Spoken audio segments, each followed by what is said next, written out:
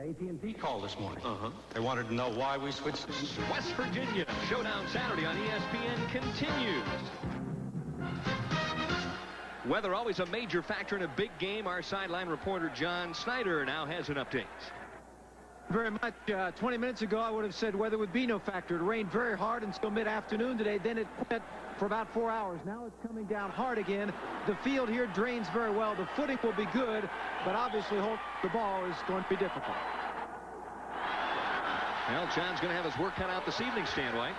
He sure is. Obviously, the weather is going to play a factor. The one thing they said about this new turf they put in is until it gets a year of play on it, when it gets wet, it gets very slippery.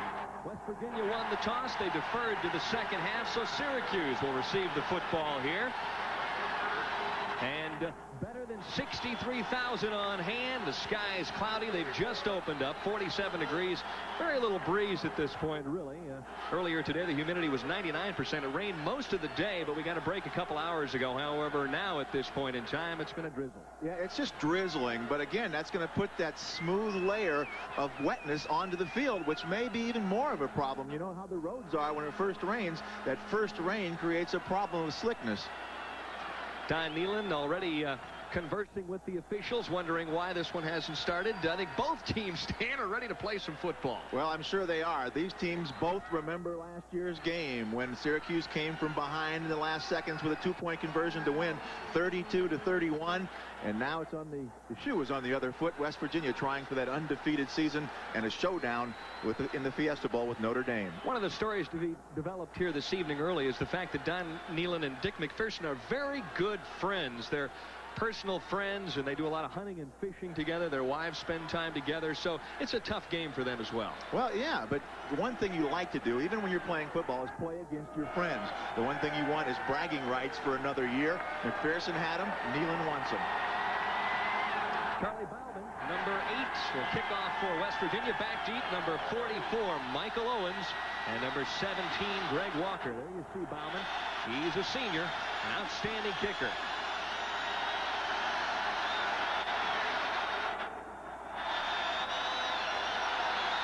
And the game of the century in West Virginia is now underway. Owens gets a little seam and going to get bounced out of bounds at about the 30-yard line, but quickly a flag on the opening play. Let's take a look at Syracuse on offense, led by Todd Philcox, the senior signal caller. Best 1-2 punch in college football. Darrell Johnston and Robert Drummond in the backfield.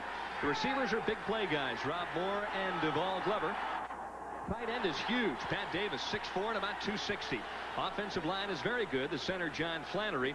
The guard, solid indeed. Gary McCummings and also Blake Bednarz. And the tackles opening. Holding on the receiving team during the run back.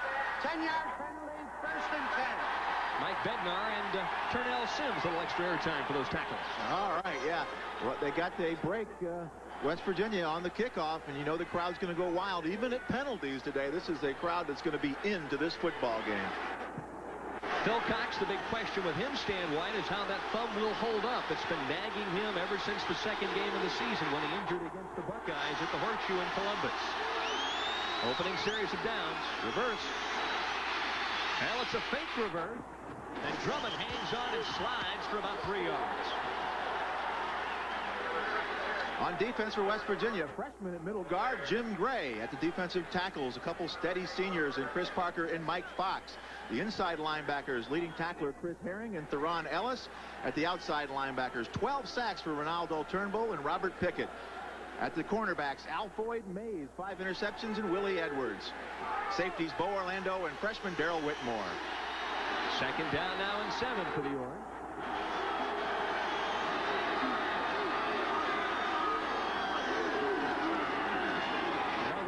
This time, Drummond goes up over the top and gets rattled pretty good at about the 29-yard line. Theron Ellis in with the big hit. They call him Mr. T. Mr. T, and a converted outside linebacker. They had problems at the inside with their outside linebackers playing as well. And the number they had, they moved Theron Ellis into inside, and he's done a good job there.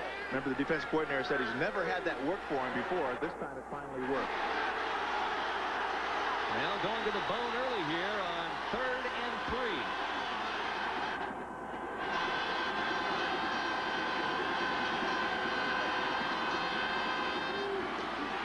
Davis with a third back through, and he needed to cross the 31. Is not going to get there.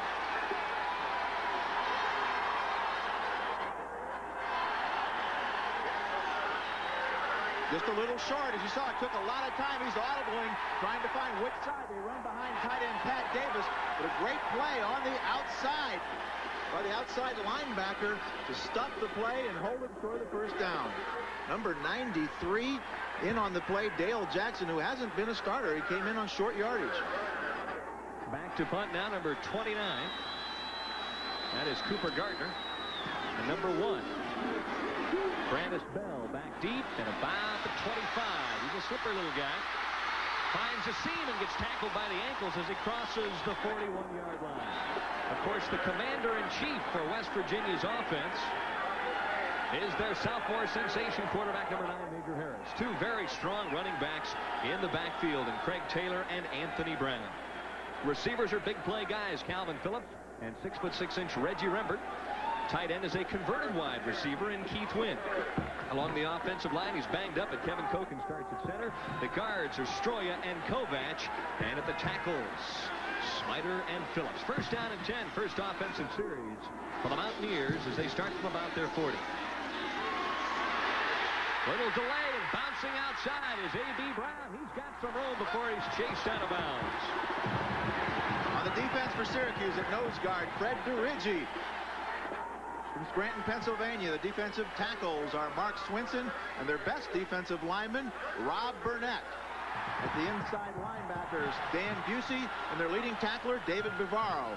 Outside linebackers, Keith Freiberg. He leads the team in sacks, and Terry Wooten. The safeties, Jeff Mangren and Marcus Paul. And at the corners, Chris Ingram and David Holmes. First and 10 after the 12-yard gain. Major Harris rolls out, has all day to throw, and Burnett chases him out of the pocket. Tries to load up again. And look at this. He had all evening to get off that pass. Secondary did a remarkable job before Keith Freiberg finally chased him out of bounds. Talk about coverage there. You see how long Major Harris had? I mean, if you put the clock on him, there'd have been 10 seconds or more to throw the football. It's tough to stay with anybody, zone man, for that long. But that's what Syracuse has faced today. They knew it. They practiced. It's called plastering, staying with your receiver, staying in your area when he scrambles around. You can't give him that big play. You sit back and make them earn their yardage. Amazing thing, though, he picked up 5 yards while shopping all day long. Once again, it's A.B. Brown, and he's got some running room to the left side. Finally wrapped up and pulled down out of bounds at about the 32-yard line. Jeff Mangrum in on the stop after an 11-yard pickup. Well, this is a counter play. You see the tackle pulling from the left side of your screen. Watch the tackle come across. The flow takes the linebackers one way. They come back with that slight delay, gets the linebacker out of position, and allows the back to make the cut through the hole. You saw number 55, Dan Busey. If he wouldn't have took that false step, he'd have been able to make the tackle. That's what a counter play does. First down play, and this time it's Taylor who is wrapped up at about the 30-yard line. David Bavaro, one of the first players in on the tackle, but the Orange that time with a nice job of gang tackling. Well, Craig Taylor is a big-time player, 6 foot 215, but he's as strong a runner as you're going to see. They like to compare him here at West Virginia with the Syracuse fullback we'll see a lot of today, Daryl Johnston. He doesn't do as much as Johnston does, but Taylor really can block and carry for short yardage. 11:49 left to go in the opening quarter. Just underway, no score. Oh, my. Major Harris going to turn the corner. Inside the 20, down to about the 19. And David Holmes, the last to greet him there. Well, let me tell you, that looked like a broken play. It was a designed broken play, if there is such a thing. But they went to the right with Major Harris like he's going to run the option and let him reverse his field on his own. You know why it was not a broken play? Because the wide receiver was blocking down to the left, down to the bottom of your screen. You know he wouldn't have been blocking if the play was going the other direction. This time it's Jamie Lamont split out to the left. Brandis Bell flanked down to the right. And the first down and 10 play. Mountaineers with their opening drive, and it's a good one. Taylor for tough yardage inside the 15, stretches out to about the 13.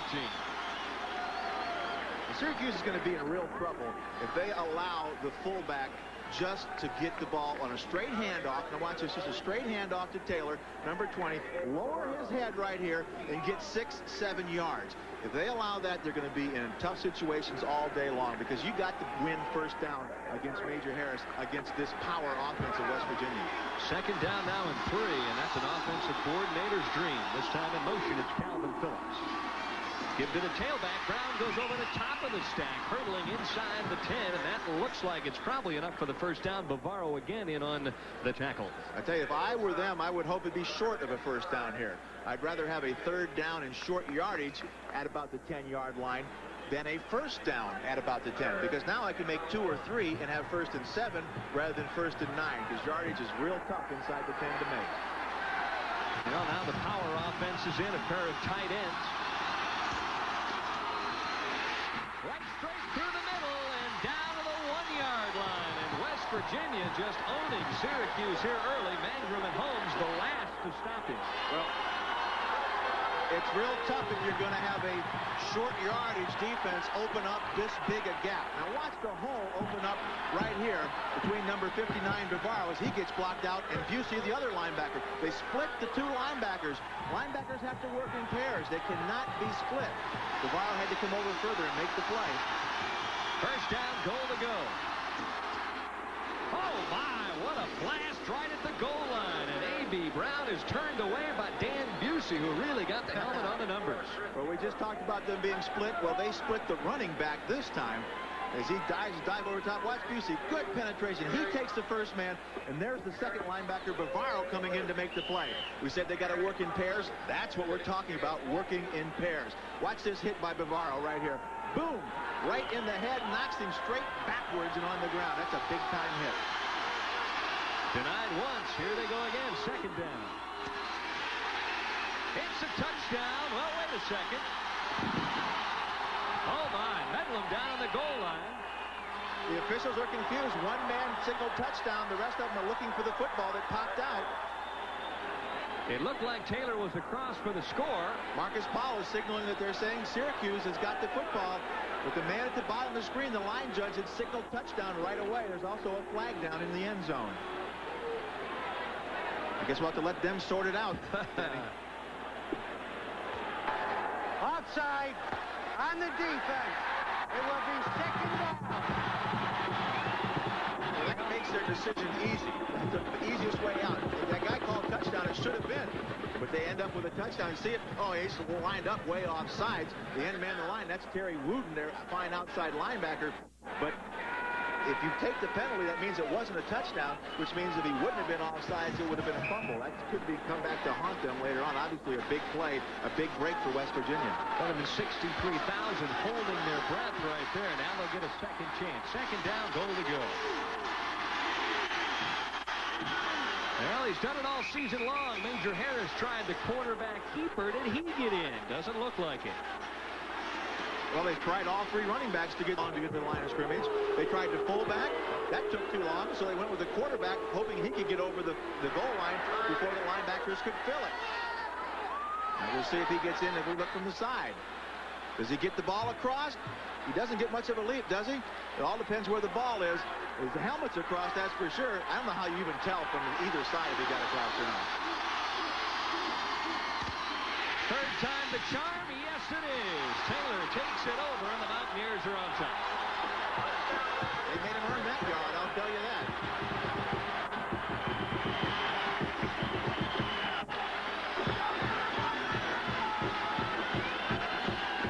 Craig Taylor right there feeling the effects of constant pounding on those plays, because you remember he was the back that led the tailback through on the first down play. He got hit real hard and fumbled on the second down play. Finally got in the end zone, but took more big hits. Well, that's his 15th career touchdown, and it was probably the biggest of his career. Moving on for the chip shot, and he gets it. So the Ears are out to an early start as they lead 7-0 with 8:52 left to go here from Mountaineer Field. Continues on ESPN. Syracuse versus West Virginia is being brought to you by Dodge Cars and Trucks. On the street or off the road, it's the new spirit of Dodge. by Budweiser Beechwood Age for that clean, crisp taste. This Bud's for you. And by Epix Play Action VCR Football, the football game that lets you coach the pros.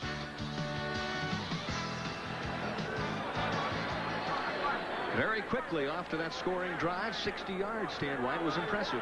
Real impressive, because they went through them quickly and opened up huge holes until they got down to the 1-yard line.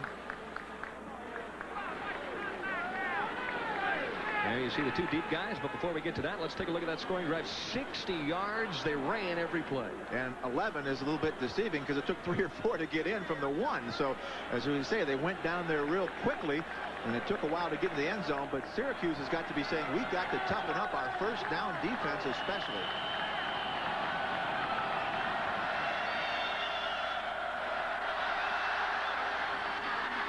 And a little short of this time, and up on it is Greg Walker. Across the 25, out to the 29. The reason why we had a short delay earlier this evening, but because of the start of the game, was a headset problem, John Snyder. Well, they still have the headset problem down here, Denny. Normally these headsets are on the heads of the assistant coaches down here so they can talk with their counterparts in the press box. They do have a phone working, but for the first 6 minutes of this game, they've had no communication with the press box. Officials are working on it, may get it done, but right now the Syracuse coaches really can't talk upstairs except on that phone. And that's real important, Denny, because they call plays from up in the press box, send them down to the sideline, and then use messengers to bring the plays in. The offensive coordinator can't call from up here. They're really cut off from their football team. George DeLone, the offensive coordinator for Syracuse, probably pulling his hair out right now. First down and 10 from the 29. For the Orange, they trail now 7-0 though. Well, they go back to Old Faithful, Daryl Johnson, who came off a big game against BC last week. Well, they call Daryl Johnson one of the best, or the best fullback in the country, and I'd have to agree with them. This guy may be a first-round draft choice in the NFL. He fit in great down with Don Shula, Miami, because he can catch the football. He blocks great, and he runs from tackle to tackle. And you watch tonight, when they need a big play, when they need a first down, they're going to go to Daryl Johnson. Brings up second down now in about 7.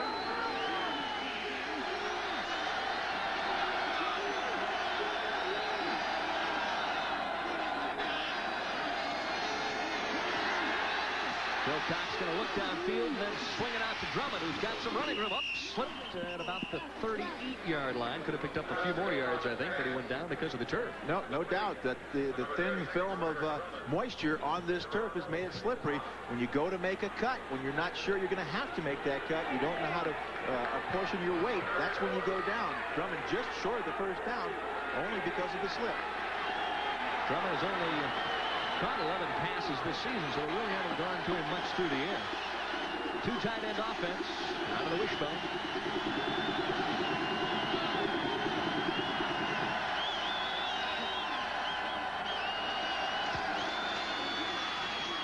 Johnson going to have enough, I think, for the first down as he's near the 40-yard line. Mike Fox out of Akron, Ohio, in on the tackle. Again, they went back to the wishbone, two tight ends, short yardage offense, and again, when they need a big play, when they need to keep going, they go to Daryl Johnson. They didn't the first time on short yardage. They didn't make it. This time they said, let's go to our bread and butter, the guy that usually gets it for us. And they're going to measure, but I think he has it. It's difficult for the offensive coaches at Syracuse not to be able to communicate down to the field, Stan. That's got to be causing some problems. Well, they did make the first down, as we see, but yeah, obviously it caused a lot of problems because they've done it all year long. Talking to George DeLeon, the offensive coordinator, they audible about 80% of the time. Now, some of those are insignificant audibles or small audibles, like changing which side, right or left, they're going to run the play, but still, if you don't have the proper play called, you don't have the sequence to audible from. This time it's Rob Moore split out to the left. Devon Glover flanked to the right. In the slot is Davis. He's moved all over the field. Little option football now. Michael Owens trying to turn the corner and does. Grabs a piece of it before he's shoved out of bounds at about the 46.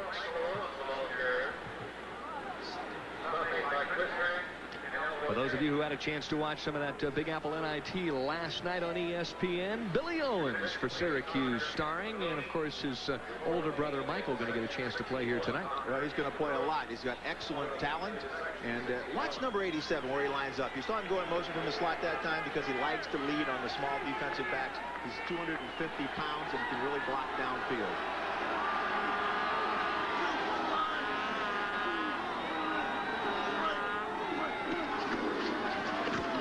Once again, it's Owens. Cuts through a hole, keeps churning inside the 45, down to about the 43. Darrell Whitmore in on the tackle. A 10-yard gain that time for Michael Owens. This is one of the favorite plays of Syracuse. Watch number 62, the offensive right tackle. They start off to the right, and then see him pulling right there, right down the screen. It's almost a quick counter because they don't actually counter with the back, but they run the off-tackle play and let him cut back into the counter following the pulling tackle. It's one of their favorite plays, and one that West Virginia was really worried about because he gets there so quickly that it can break on you. 1st and 10 for the Orange now. Mounting a drive. Play action, and there you see, back at the 45-yard line, Phil Cox's feet simply slipped right out from underneath, and he looks a little disgusted. Well, you know that would never happen on a dry turf because you have great footing on AstroTurf. You would not slip like that. But again, that's what's going to happen with the weather that we're facing tonight. Of course, Phil Cox faces more than that. He's had a bad thumb all year long. We watched it yesterday when he was taking snaps. He looked okay, but he didn't really have the zip on the football. There's that thumb, and that's the way it's taped up tonight. You know that's like a hindering some. It cannot be just like having a free thumb. First time we've seen the 4-receiver set. Only a single back, and that's Johnson for blocking purposes. 2nd down now in a bunch. Or draw. There it is, the old linebacker, Stan White. You saw that one all the way. That's obviously the play that you look for in that situation. 2nd and long is a key draw down. You'll see both of these teams in 2nd and 10 plus go to the draw, go to the screen, because you're hoping you can get a big chunk of that yardage back and then get the 1st down on 3rd and medium. But they got about 5 on that. Makes it 3rd and 15. They were hoping to break for probably around 10. Dick McPherson, we had a chance to chat with him last night, and what a classy individual. Really loves his team, his coaches, the university, and he's enjoying life. Both coaches are credits to their universities. You can say that about this game without any doubt. Look for plenty of pressure this time by the Mountaineers. Here they come. Phil Cox has got to scramble for his life. Owens gathers it in, and he's down at about the 36-yard line. Yep, not Owens' route. Let's make that Duvall Glover. Well, we hear about Major Harris and his scrambling. Todd Philcox does a pretty good job of buying time himself because one of his problems is he's not a great runner. Not problems, that's just one of the things that he was born with. He's not a great runner, but watch him get away from the defensive back, Bo Orlando, blitzing from the outside. He steps up to the middle, finally spots Duvall Glover over the middle, and gets the pass off. He's short of the 1st down, but they're now in 4-down territory and have the opportunity to make the 1st down on 4th down. First big decision for Dick McPherson, and the Orange will go for it.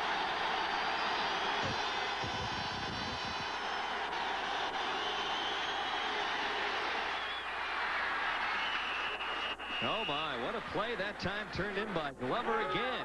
He's got the 1st down. A well-conceived play. He goes in motion, gets the defense starting to adjust. If he was going across, overcommitted a little bit, then he comes back. He's almost in the backfield when they snap the ball. He sneaks out into the flat, and they know they only need 3 or 4 yards. He gets the ball to him quickly before number 3, Alvoid Mays, can come up and stop him short of the 1st down. So a well-conceived 4th and 3 play. Coverage pretty good that time by Mays. Not good enough. Yep, trying to keep the drive alive now. 7-0, West Virginia on top. Stretching out inside the 30 to about the 28. Robert Pickett in on the tackle that time. Darrell Johnson, he's really a load. Well, he's 6'1", 240 pounds. We've seen he can run the ball. We know he can catch. He blocks well. He's just an all-around fullback. I mean, true fullback. You don't find a lot of true fullbacks with the advent of the one-back with the advent of the eye, where they become blocking backs quite a bit. This guy's a true fullback. He can do it all. Officials coming out to respot. Syracuse loses about a quarter of a line, or a yard, I should say. No lives on this field today, Benny. These guys are athletes. Second down now and 7. With 2:52 left to go here in the opening quarter.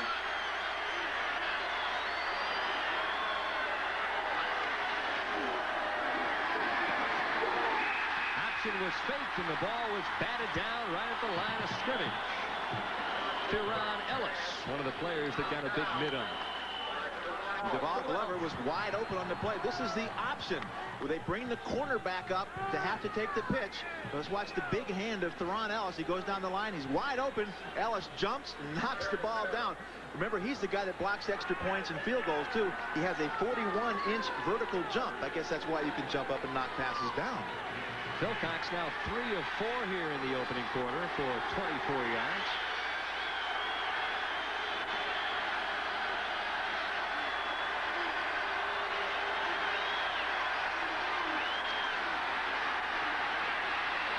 Looking down the middle, he's going for it all, and off the shoulder pads of Rob Moore. I think they stopped the play before it even started, Denny. One of the back judge threw the flag. I think it was the 25-second clock had run out, so that play would have been null and void no matter what had happened, whether Moore had caught the ball or not, but he was wide open for the 6 points. Delay a game on the offense. We will add 5 seconds to the clock. It's amazing to me how much time that Philcox spends at the line of scrimmage, and as we talked to their offensive coordinator last night, he said that normally Todd will change probably 70 or 80% of the plays by the time he gets to the line of scrimmage. As we said before, yeah, some of those are small changes. Some of them completely from run to pass. Some of them they change the formation and have to shift around. You're going to run out of time. But that time, I don't think that was a problem. I think he just wasn't watching. Now, West Virginia has put in their dime defense, mass substitutions. That's something that Bob Shaw, their new defensive coordinator, has brought with him from his pro experience. He brings in pass rush specialists. He brings in defensive backs, 6 of those. We'll see if it's effective here on 3rd and long. We need 11 for the first down.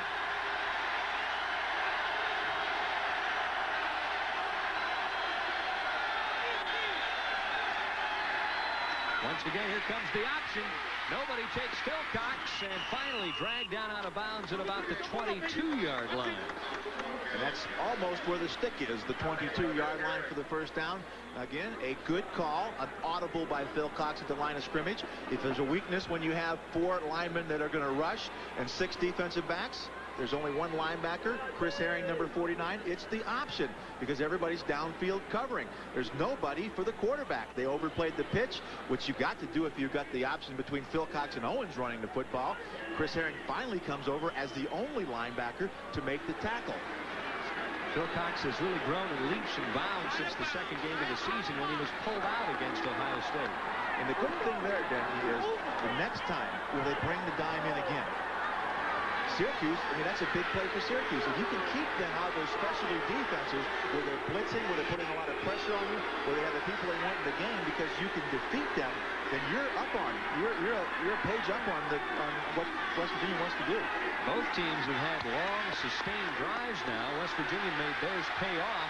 Craig Taylor with the touchdown. First down and 10. Unbalanced line now.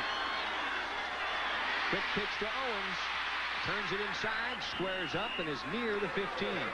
They brought in Andrew Dees, number 86, who's a freshman, but he's 6'7", 242 pounds. They lined him up at the weak tight end and motioned him over to the strong side. So they had an extra blocker, which opened up. He was able to kick the defensive back out, and Owens had a good gap to run. Well, we've got an injured player down on the field. We'll be back in just a moment. It's West Virginia 7, Syracuse nothing. Here in the opening quarter, it's been a good one thus far. Darrell Whitmore, the freshman safety, shaken up there.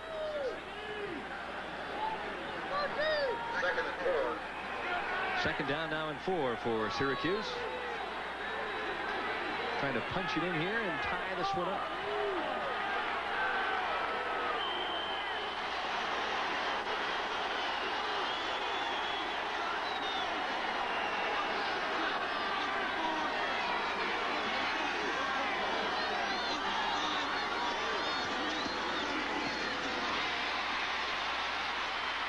Trying to get around the end is Owens, and this time he's stacked up. Ball comes loose, but the play, I think, was down already.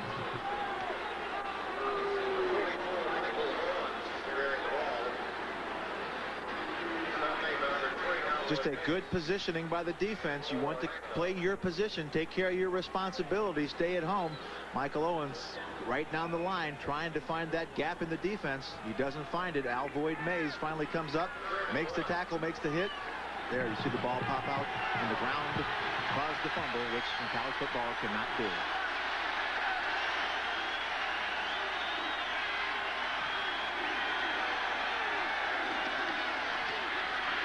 Oh, Owens behind some good blocking.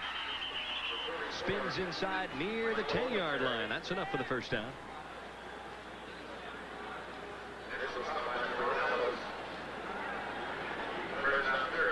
Power football, that time led by Darrell Johnston. Knocking people's helmets off here. You see 32 leading 44 Michael Owens into the hole. Now watch the hit right here. There's going to be a helmet flying out of here somewhere. There it is on the ground to the left. Number 22, Bo Orlando, lost his helmet. There's going to be a lot of big hitting in this football game.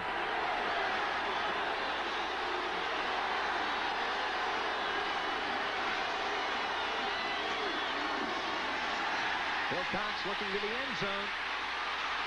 Going to lob it too high. That one over the head of Andrew Dees. Andrew Dees probably the most disappointed player. He hasn't caught a ball all year. That would be a big first catch of your career, wouldn't it? He's a 6'7", 242-pound freshman. Wilcox, knowing that height, threw it up high. Sandy is surprised at how well that Phil Cox has eluded the rush thus far. Well, we've seen that he's able to do things. He doesn't look that great doing them, but he's got the job done without any flash like McPherson had, but he's got the job done. He's an efficient quarterback. 17th play of the drive.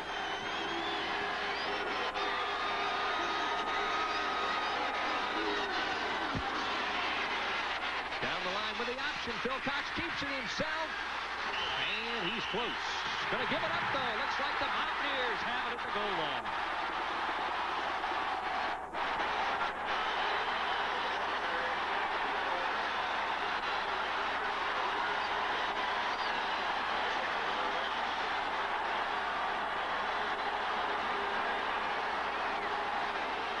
We talked about him getting the job done. He comes down the line of scrimmage. Pat Davis, the tight end's leading him. Nobody takes him. He gets hit as he dives towards the goal line. Bo Orlando hits him on the arm and knocks the football out. You wonder, maybe the right thumb has something to do with that. He's carrying it in his right arm. Bo Orlando lost his helmet again.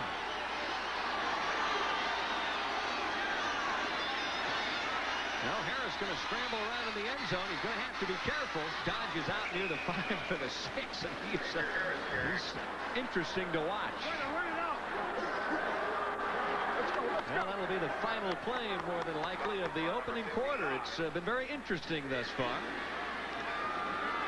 as the Mountaineers of West Virginia lead 7-0 here over the Orangemen of Syracuse. She was a redhead, about 5'6" Quarter of play here from Mountaineer Field in Morgantown, West Virginia. The Orangemen backed up against their own goal line right now. The Mountaineers of West Virginia, second down now and about 7. Tailback crashing over the left side out near the 9-yard line. Brings up third down and fairly short. Tackle that time by George Brooks. Big defensive play here for Syracuse. The first drive, they didn't stop West Virginia at all. Here they got the opportunity to keep them backed up, make them punt the ball out of their own end zone. By the time he lines up 15 yards deep, they'll have to kick it from the blue paint in the West Virginia end zone. So it's a big play defensively to keep them from getting the 4 yards they need for the first down.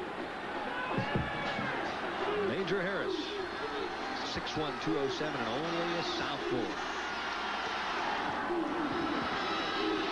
Will delay that time.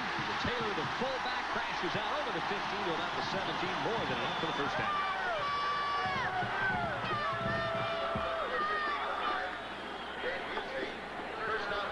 Nice draw play, a little delay to Taylor. You can see the power power that Taylor has. He's not the elusive fullback runner that you'll maybe get in Darrell Johnston, but he's as powerful as they come. If you give him a little hole, he gets into the secondary. He's going to carry linebackers and defensive backs for extra yardage. Pro scouts have been watching him here the last 3 or 4 weeks. A mid-round choice, perhaps.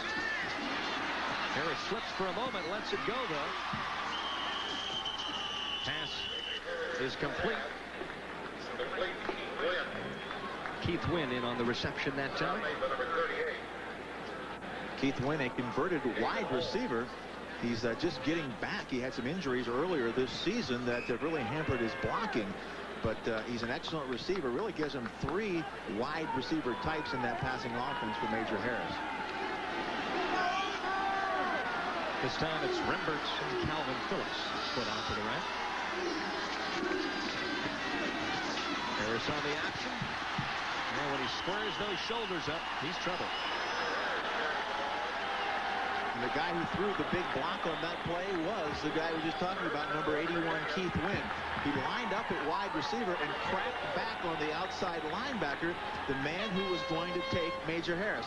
Watch the right side of your screen. See if you can see 81 coming in right there on the outside linebacker, the crackback. He was responsible for Harris. It's called a load. But this time they used the tight end coming in from the outside to free up Harris.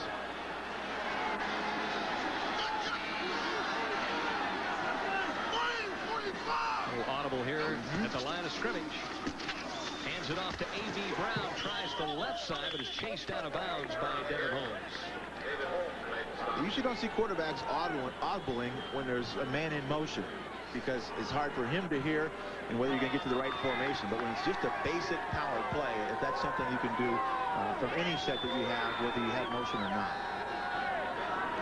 West Virginia leading 7-0, courtesy of a Craig Taylor 1-yard plunge in the opening quarter.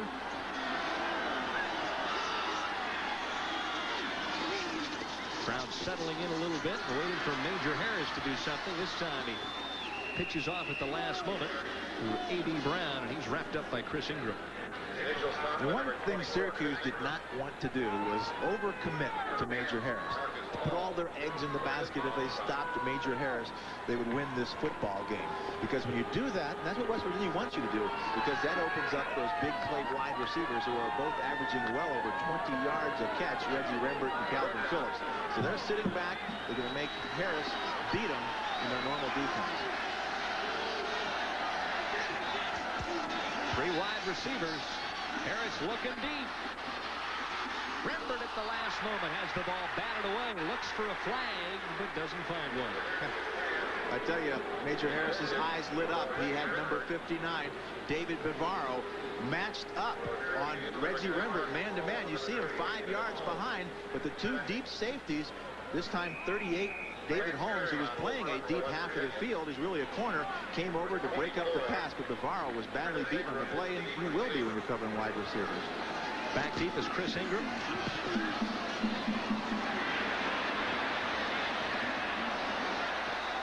he's going to let this one roll. Down at about the 20-yard line, 44-yard punt. So with West Virginia leading 7-0 here in Morgantown, we'll be right back.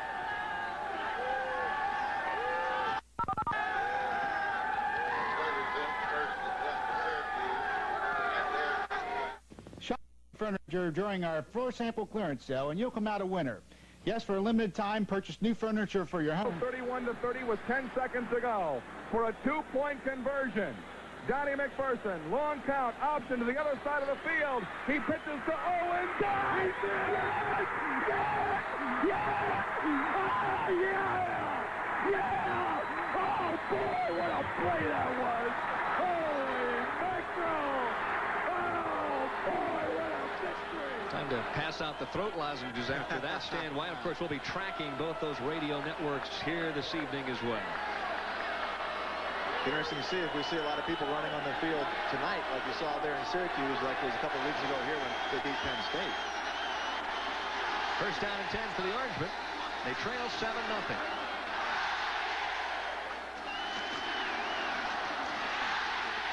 Now quickly to Johnson for 4 or 5 yards. Let's head back now to Tim Brando for an update. All right, Vinny, the story. Who's going to go to the Orange Bowl? Oklahoma with 4th down, just over a minute to play. Charles Thompson stopped here on 4th down. Watch the hit by Willie Griffin. Thompson was injured on the play, and apparently the Huskers on their way. They just got the victory, 7-3. OU's 3 points is the fewest points they've scored in a game against Nebraska since 1942, Denny. And we'd like to welcome all of you who just watched the end of that game here to Morgantown, West Virginia. Mountaineers leading 7-0. Little counter this time to the tailback. Nice call that time. Give it to the fullback up the middle on the first play. He gets 6. You fake it to the fullback up the middle the second play. You get the defense sucked to the middle. And then you give it to the tailback off tackle. Good yardage. A little surprised at this point, Stan. We haven't seen the ball go up in the air a little more often. Both these teams pretty much sticking to the ground. Well, they're both power football teams that like to run the option, but will throw if you give it to them. Right now, they're feeling that they want to see what they can establish running and then go to the air if they have to.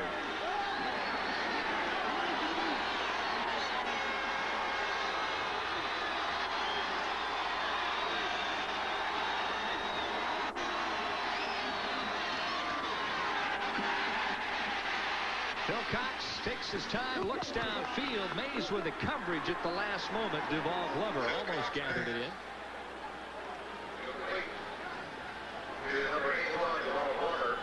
And here we go. Oh, look at this. 28-16, huh? Notre Dame with a big win as well today. Well, Notre Dame, they're 7-3. Nebraska over Oklahoma. Michigan over Ohio State, 34-31. 49-28. Oklahoma State. And Clemson wins that big shootout.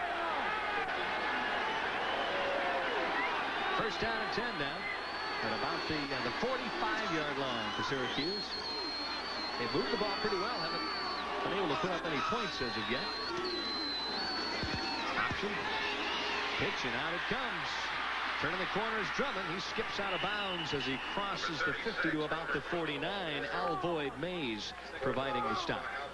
You know, the previous play, the first down pass, that's what you're talking about, throwing when you want to throw the football. We talked about why they hadn't put it up the air. Obviously, the weather will have something to do with that. Phil Cox's thumb may have something to do with that. You want to throw when it's most advantageous to you, when the other team is expecting you to run. First down is one of those situations. That's why it was effective. The West Virginia defense is giving up less than 284 total yards per game, so they're a pesky bunch on the defensive side of the football.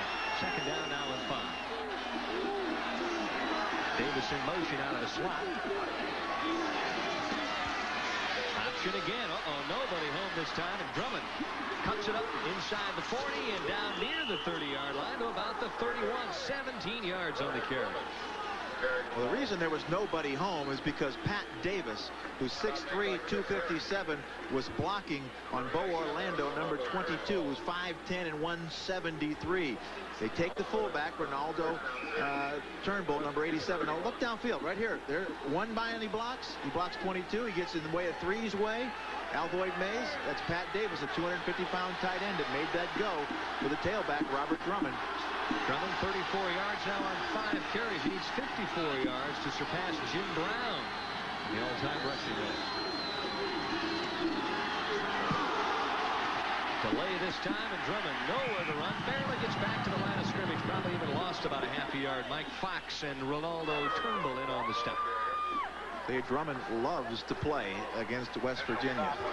He has 100-yard games the last 2 years against this group of Mountaineers. So he's coming today hoping to add a third one.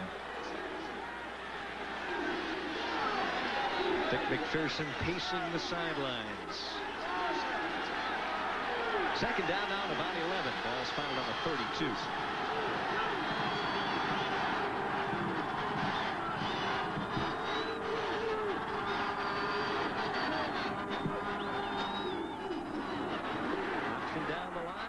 Tries to turn the corner, gets hit once, and is now inside to about the 26-yard line. Robert Pickett in on the tackle.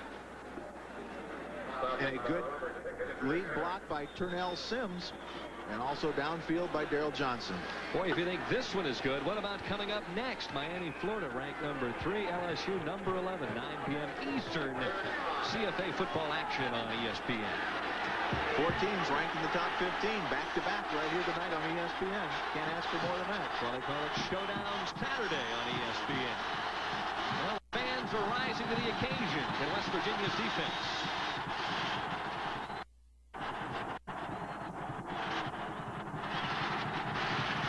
With time, dumps it over the middle. And a man wide open at about the 5 and just overthrew him. That was Darrell Johnson. And he was matched up on Chris Herring, their leading tackler as a linebacker, but he put a little move on Herring and went right by him down the middle. Philcox just missed him. That's a pass that you have to hit as a quarterback. That's the easy throw, directly down the middle with no deep safeties. Kevin J. Green is on to attempt a 43-yard field goal.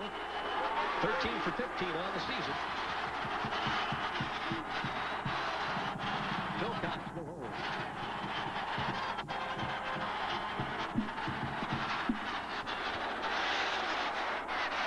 It's long enough, and it's good. So Syracuse is now on the scoreboard with 7:56 left here before the halftime intermission. It's now West Virginia 7 and Syracuse 3. I don't know too many businesses that can afford not to be competitive, whatever size you are. That's why. Get Believe In by Heil Heating and Cooling. Depend on Heil.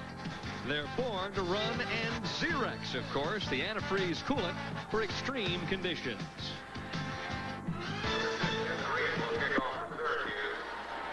It took them a while, but Syracuse finally got to the scoreboard, Stan White. They got their 3 points on the board. You know, they fumbled deep in the 1-yard line their last drive. This time 9 plays, 55 yards. It ends up in a 43-yard field goal by Green. Now, the place kicking of Syracuse itself is a story. 10 years in a row. It's hard to believe, Denny. They've not missed an extra point for 10 years. The anniversary was yesterday. That tells you how accurate the kickers are. He's now 14 out of 16 in field goal attempts. You can talk about DiMaggio and Oral Hershiser and all those streaks. 10 years without extra point. Rates right up there. Eugene Napoleon back deep for West Virginia. Green with a nice kick.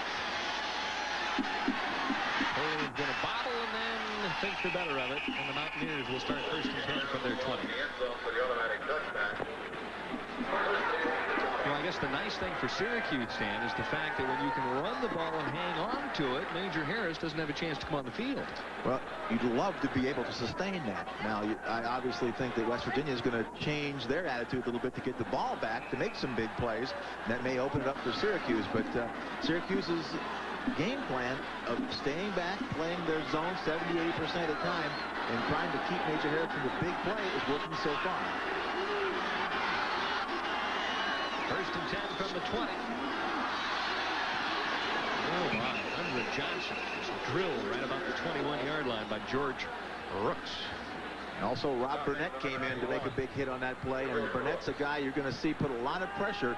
I don't know if even he, though, can run down Major Harris in that pocket. Tough to sack Harris just because of his escapability. You see Mr. Green exhorting the troops there and told, hey, get me in position. I'll kick the field goals. 2nd down and long for the Mountaineers. Harris over the middle has Undred Johnson wide open. He's wrapped up very quickly by Dan Busey after about a 6-yard gain. Brings up 3rd down at about 3. There again, you drop back, you make him throw it underneath. He doesn't like to do that. Going into today's game, Anthony Brown only had 2 catches. The other tailback, Undred Johnson, only had 3. They don't throw very much to those tailbacks faking through the line, but when you're taking away the deep play like Syracuse is going to do, that's where you have to go.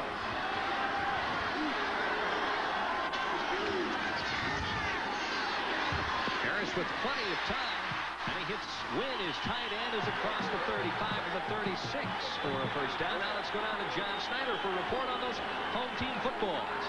We talk about the footballs, and a lot of people don't know that each team brings its own footballs to the game. For example, the ball that Major Harris just threw is one brand. When Todd Philcox is in the game, it's another brand. They've both been approved by the officials. The Syracuse football, the one I have right here, is a little bit softer. The Syracuse receivers seem to like that a little better, but they're not exactly the same ball. I was hoping John might have one more and do a little juggling for us, perhaps, down there on the sideline.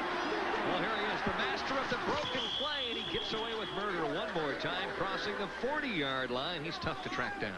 Again, these are designed broken plays. Right away, they're looking for the pursuit. They hope to get over pursuit and then let him just use his escapability, his speed to go back. See, he's already decided he's going to go back the other way. He's just faking. It's almost a quarterback counter play. They're blocking on that line of scrimmage, waiting for him to come back. Almost got a little, he tripped over a quarter in the sideline. 2nd and 6. And this time Harris will run the option. No need to pitch, and now he does at the very last moment to Johnson, who tight ropes across the 45. Boy, how tough is it with a quarterback that can turn up and then pitch downfield? Again, though, do you see which direction they had him running? East and west, in which they don't want him to get his shoulders turned upfield. That's when they feel he makes the plays that breaks the back of defenses. If they get him running east and west across the field and then pitch the ball late, you don't get the big play. Up come the sticks and the chain. In his 8th year, Norm Gerber's the defensive coordinator at Syracuse, and he talked about that very point last night. He said, if you let him square up at the line of scrimmage, you're in for a long evening. His whole philosophy, don't give them the big play. Make them earn it up and down the field. The amazing thing for West Virginia on the season, passing-wise, they're averaging better than 20 yards of pass play through the whole season coming in here this evening. Well, you know why? Because people start saying we're going to stop Harris. We're going to bring up our free safety to stop Major Harris on the option. And he hits Rembert and he hits Phillips on the big plays. They're averaging 23 and 25 yards a catch. Just inches or less than inches to go for a first down. Offensive coordinator Mike Jacobs up in the booth. And there you see Don Nealon down on the sidelines. I can remember when I was playing against O.J. Simpson. One game we decided we were going to stop O.J. Before we knew it was 28-7. We said, let's go play back our regular defense. We ended up winning that game 42-35. Syracuse said as long as they could, they would stay in their base defense and just do what they've done all season long. Rembert in motion. And the Major will take care of this first down himself. 6:12 left here before the halftime intermission. 7-3, West Virginia on top.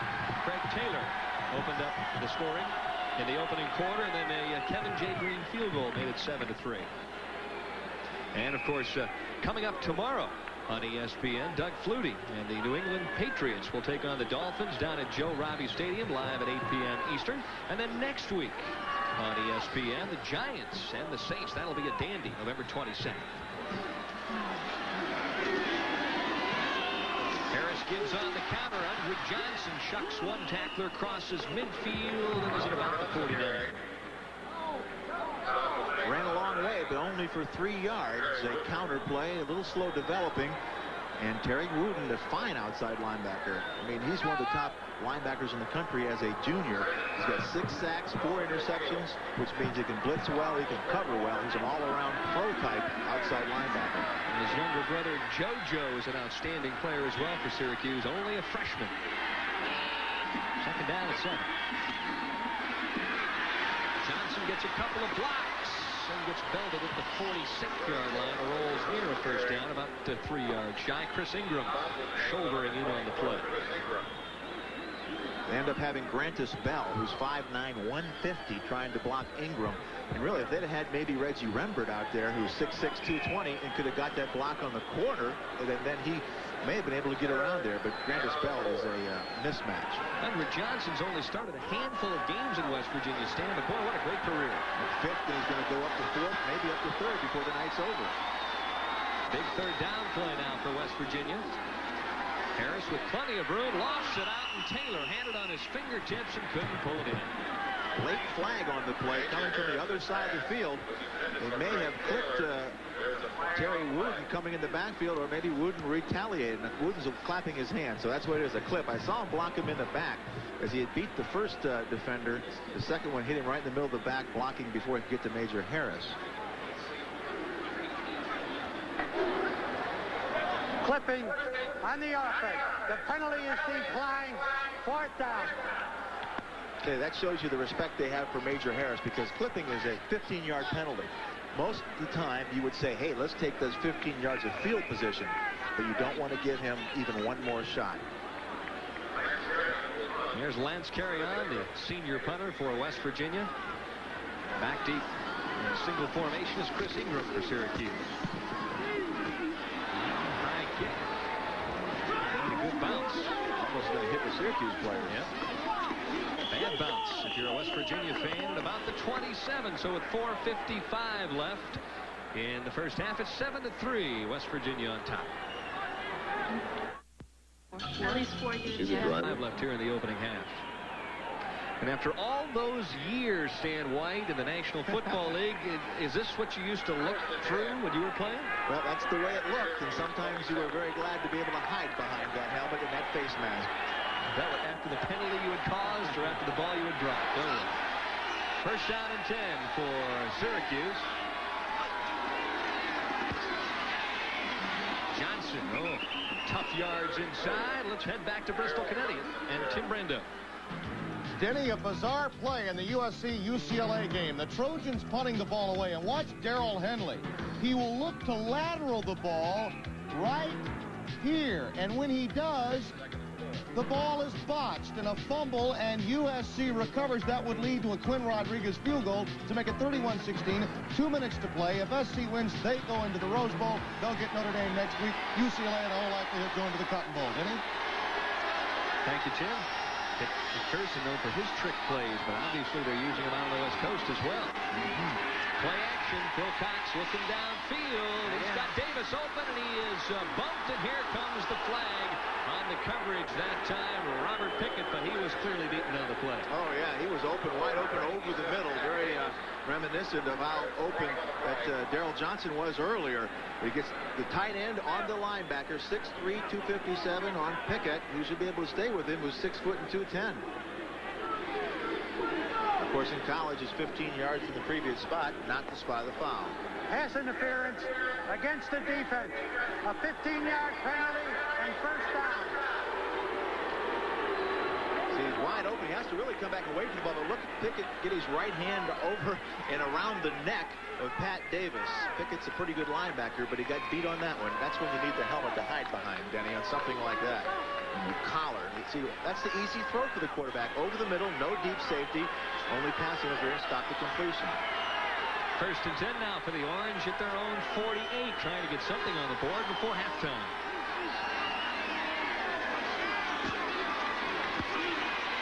This time Owens gets it.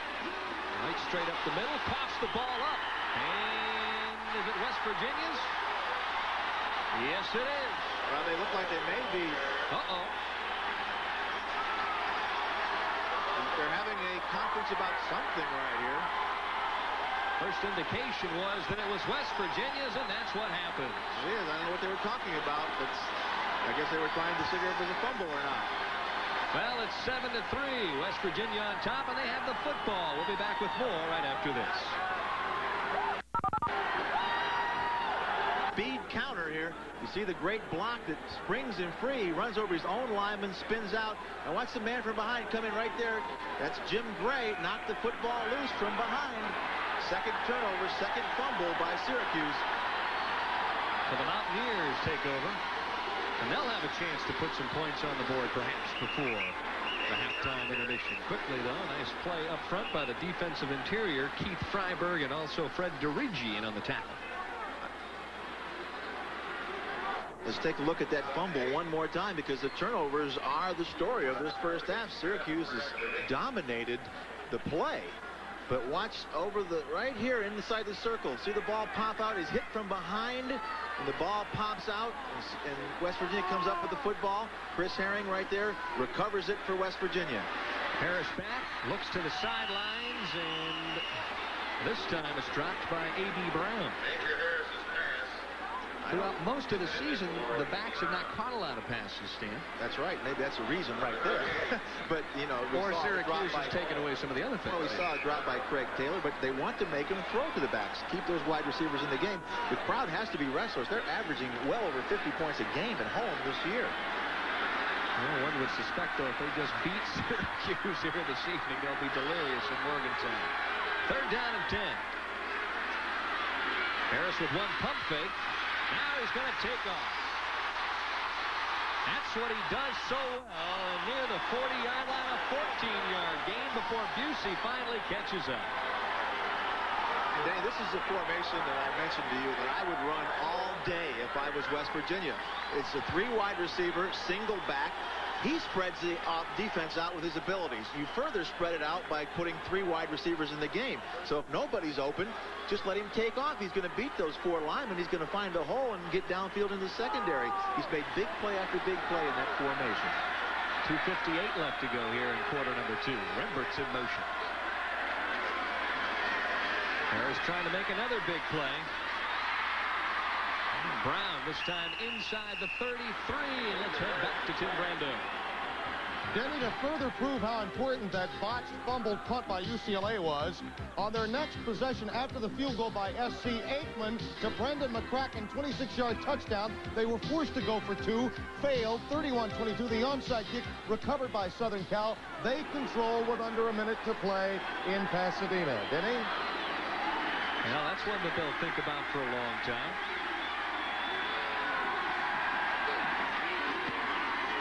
Harris, oh, look at this play. Fake to the fullback. He takes off on his own inside the 25 to about the 22.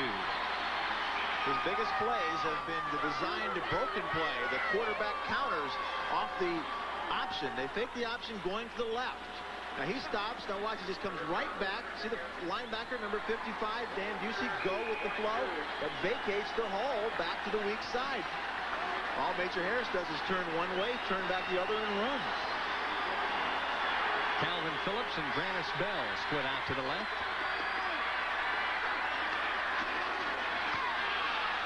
Fullback fumbled the ball. Syracuse on top of it, and turnabout is fair play. As Wooden comes up with a fumble recovery, and both teams have driven the ball here in the first half, Stan, but they've had trouble hanging on. And how many times do you get to the big game and you see turnover after turnover? You're expecting a shootout, and all you do is the fullback wasn't even expecting a handoff. Somebody blew the play. Major Harris tried to give it to the fullback, and he wasn't even looking for the football. He did not even put his arm up. He was running to make a block. Now somebody blew that. I don't know if it was Harris or the fullback. I have to think he's a fullback because Harris called the play.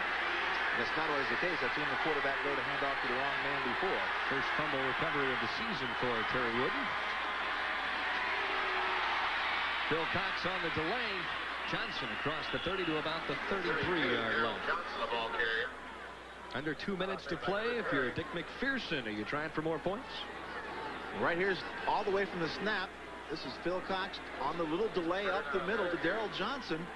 You see he broke the middle of the West Virginia defense. A little quick track, and you give him the ball, he can run inside. He's a great runner from tackle to tackle. First and 10, Phil Cox. Over the middle, and this one is picked off. Back inside the 30 to about the 28-yard line.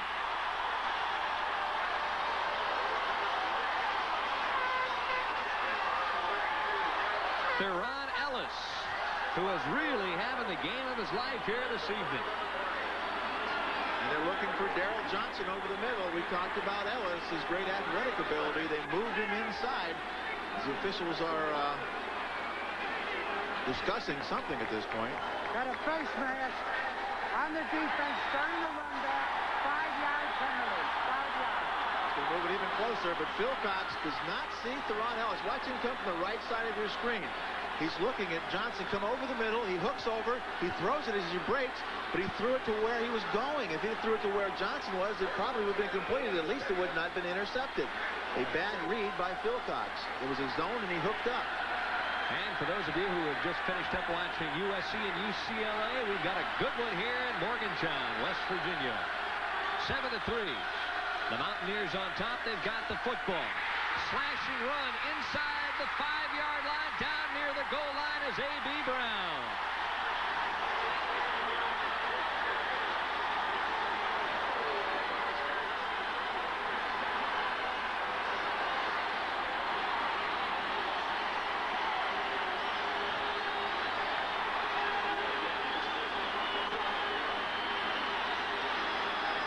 .21 yards on the carry that time for Brown. Face mask on the defense. half the distance to the goal line. First down. Just power football after power football, Denny. Just off-tackle play. Just like on the first drive, they hit the gap, and there's the 10, 15 yards before you know it. 1:14 left in the first half. And it's Taylor over for the touchdown, his second here of the evening.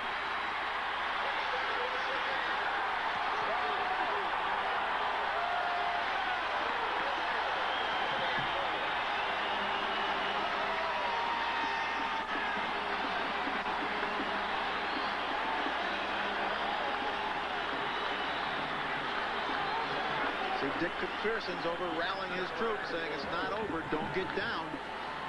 They came back last year, we can come back this year. Bowman in to try the extra point. And the Mountaineers bounce back. It's now 14-3 with 1:07 left here before the halftime intermission.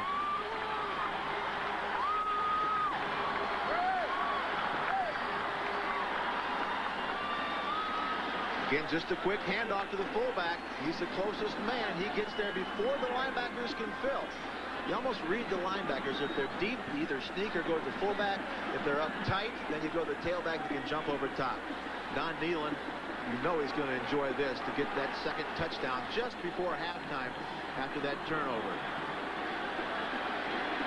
He was as nervous as probably he's ever been from people that have known him. As we talked to him yesterday, he didn't want to seem nervous, and he tried to downplay the fact that he was nervous and how loose everybody was, but you knew that things were real tight because he's never won 10 in a row before. He's never had an undefeated season. This was a capping of his coaching career.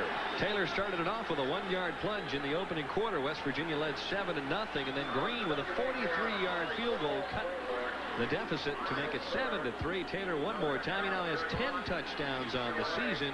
West Virginia has cranked up the ground game, and they've taken advantage of a big turnover there to lead now 14-3.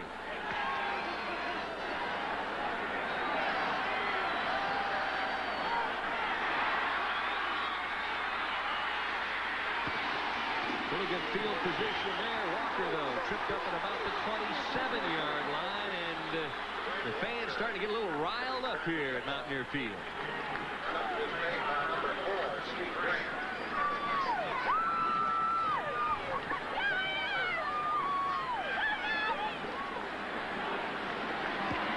.102 now left before halftime. Big touchdown there, Stan White. Makes it 14-3. What do you do if you're Syracuse here? You just fumble, you just threw an interception. There's a little over a minute left in the half. You're down 14-3. You go after points and risk another turnover? Well, I think you better. West Virginia's probably going to score more before the night's over. Phil Cox over the middle has his tight end. Davis slips and slides across the 35 to about the 37. Bo Orlando on the tackle.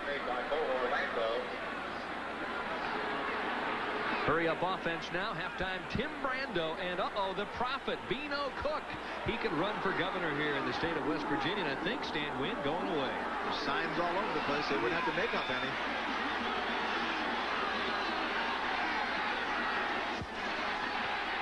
Good protection for Phil Cox. Plenty of time to throw. This time he hits Owens, who's wrapped up at the 44. They're just going downfield. There's a hurry-up offense. They're running everybody down and hooking against the zone defense for West Virginia. I'm sure West Virginia will stay back maybe one, maybe two more passes, and then they'll bring everybody. There's one of his political signs. Now, should West Virginia win here tonight and then maybe beat Notre Dame in the Fiesta? Well, over the middle again. Oh, tough play there. Rob Moore had it right in his hands and dropped it at the 40-yard line. It's called hearing footsteps. When you come over the middle like that, you know you're going to get walloped when you catch the football. He was trying to catch that against his body so he could get the football and protect himself at the same time. It just bounced right off him. Receivers have to catch the ball with their hands, especially in a crowd. The interception that Deron Ellis picked on was only the 8th interception in over 200 throws this season from Phil Cox. He's been very accurate. Second down and 10. They're running out of time.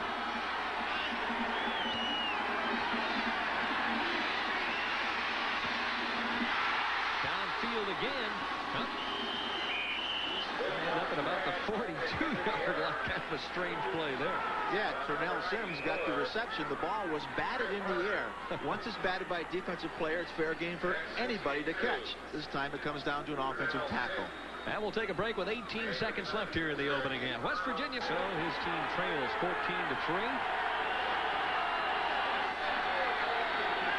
Philcox 7 of 12 for 55 yards and 1 interception.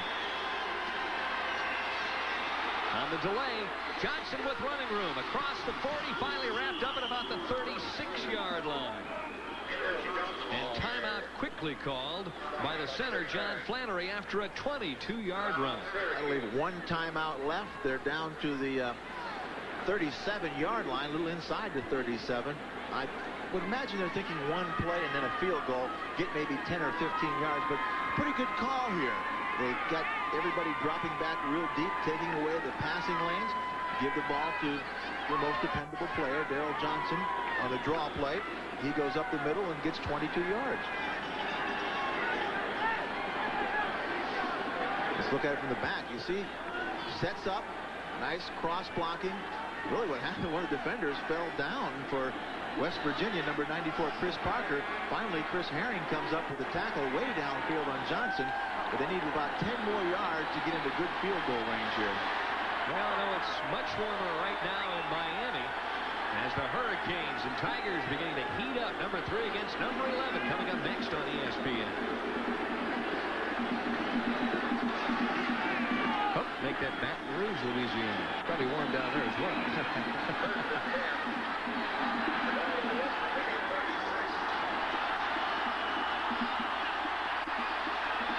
Johnson with a word of advice for Philcox.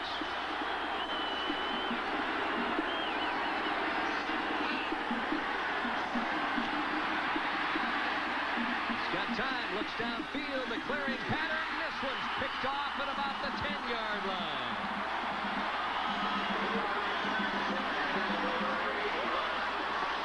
Just overthrown. He had Devon Glover open. He had pulled up the linebackers with a tight end over the middle. If he could have hit Glover, they'd have been inside the 10-yard line. They'd have had good field position for the field goal. They'd have been only 5 seconds left. They'd have had the kick. But watch over your middle. Watch the tight end and the running back. They bring the linebackers up, and watch how open this is over the middle for Glover. But the ball's just overthrown, and right there to make the interception. Defensive back for West Virginia scoops it right off the turf.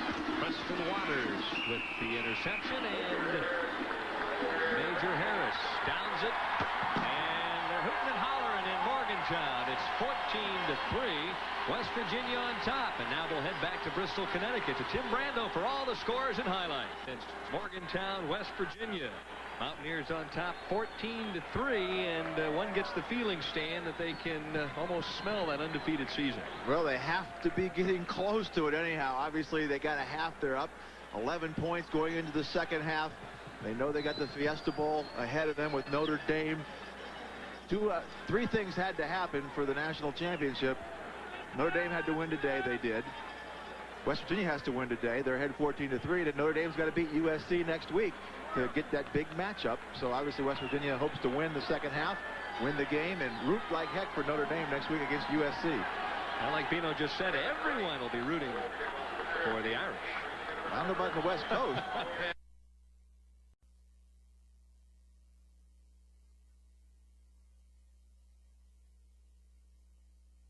That's exactly.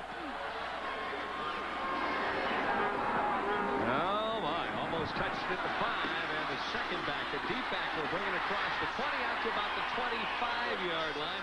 23-yard return.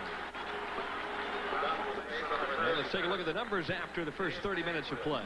As you go down, you'll see they are very similar for both teams.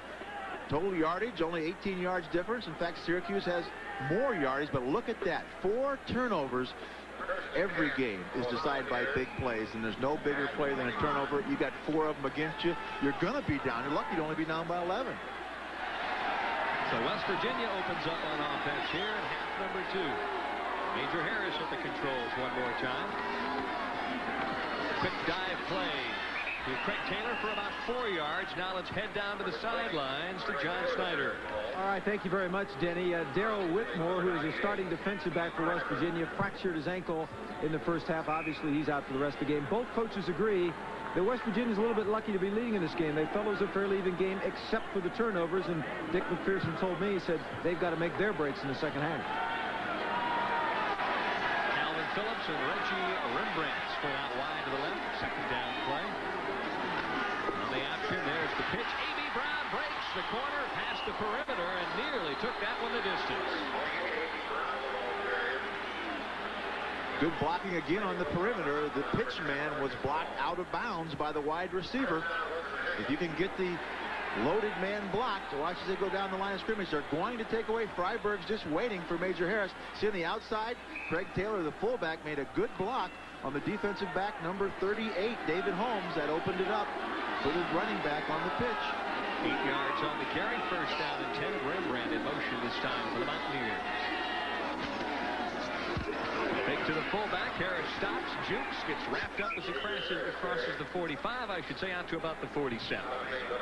Again, good pursuit, this time from the backside. Keith Freiberg, who was all the way on the outside, on the backside of the play, took the right angle. He just sunk down right there on the line of scrimmage and caught Major Harris from behind. That's a play where you can really cause a fumble. You get your arm and swing through the football from behind and pop it out. But with Major Harris, you're just hoping to get him down. Major Harris has averaged better than 5.5 yards a carry thus far in his 2-year career here at West Virginia. Second down and 6. Reverse on the option. Thinks about it a moment. And this one is loose and finally out of bounds. So maybe the decision that time by the sophomore, not quite what he wanted. Yeah, that's one of the poorest decisions you'll ever see an option quarterback make. He pitched real late, and the man he was pitching to was already knocked down by Chris Ingham. Watch this again. Which way they want him to run? East and west. Down the line of scrimmage. Don't turn up. Now watch this late pitch. There's not even a man there. He's already knocked down. And maybe we'll see him there. See, Chris Ingham had already knocked the man down. If he would have been able to watch the football, we'll see Chris Ingham come up right here and knock the pitch man down. He should have never thrown that football. Luckily, it went out of bounds. 3rd and 8 with trip receivers out. His formation. There he goes. He's on the sprint across midfield. Oh, over the top he goes and ends up at about the 42-yard line. Chris Ingham in on the tackle, but Harris that time went airborne. Why they line up at anything else sometimes, I wonder. This spreads the defense out and creates all these gaps for Harris to take advantage of, either throwing or running. You see, there's only 4 men rushing, and those aren't guys that can make tackles on Major Harris. He just gets into the secondary, uses his great running ability to make big yardage. I'd stay in that formation all day. 14 yards on that carry for Harris. 1st and 10. Play action. Major sets up. Going for the home run. Rembrandt down deep. Had it and dropped it at the last moment. Great coverage that time in the secondary, and that was a near touchdown. Well, that's the type of play that Rembrandt's been making all year. And he had the position to make the catch because he kept his body between him and the defensive back. Ingram really gets lucky sticking his hand in here and hitting the football. But watch Rembrandt use his body to block off Ingram. He's between him and the ball. Ingram just comes up and knocks the ball away. Luckily, he didn't come down with that football because he had better position than the defensive back did. Second down now and 10. Harris that time wanted it all. Mountaineers lead 14-3. A.B. Brown stacked up at about the 41 after a short gain. David Bavaro, the first to meet him. Now they'll probably come back to the 3 wide receivers. And one thing you got to talk about from Syracuse's standpoint, they're missing their nickel back.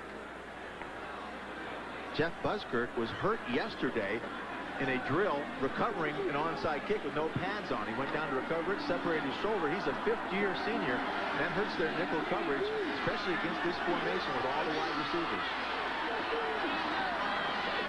Harris going to sprint out left, sets up, now looks back the other way. Has all day, now he's flushed out of the pocket. Across the 36, near the 35, but that's going to be about 3 yards shy of the first down. Rob Burnett in on the tackle.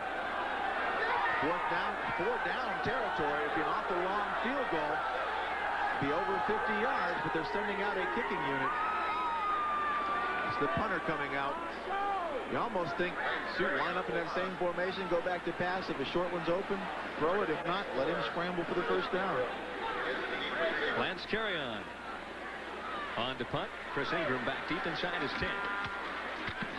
Pretty good rush. This one's going to float up looking for the corner, but not going to quite get that. It'll be first down and 10 from the 20-yard line for Syracuse. We'll take a break here. It's West Virginia 14, Syracuse 3. They've driven the ball pretty well here thus far this evening, but they've popped it up on 4 different occasions. Play action. Fake the screen one way, back the other. Darrell Johnston's got some blocking. Clip. Slides down at the 37-yard line, but the yellow flag is out.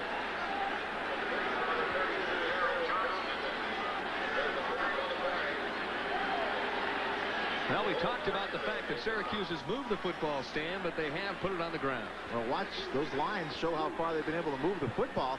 But at the end, except one punt and one field goal, the rest of them are turnovers. 4 of them. They only punted 1 time in the first half, but they only got 3 points. There was a clip on number 53, John Flannery, who was leading Darrell Johnson on the double screen. Made good yards, but... We have clipping on the offense. Half the distance to the goal line, first down. And really, Bo Orlando turns his back on him right there, turns his back to the blocker, and almost forces the clip. I don't know if he did it on purpose. It just worked out that way, but he really turned to him because you don't want to turn that way to come back to make the tackle. First down now and 20. Inside the 10-yard line for Syracuse.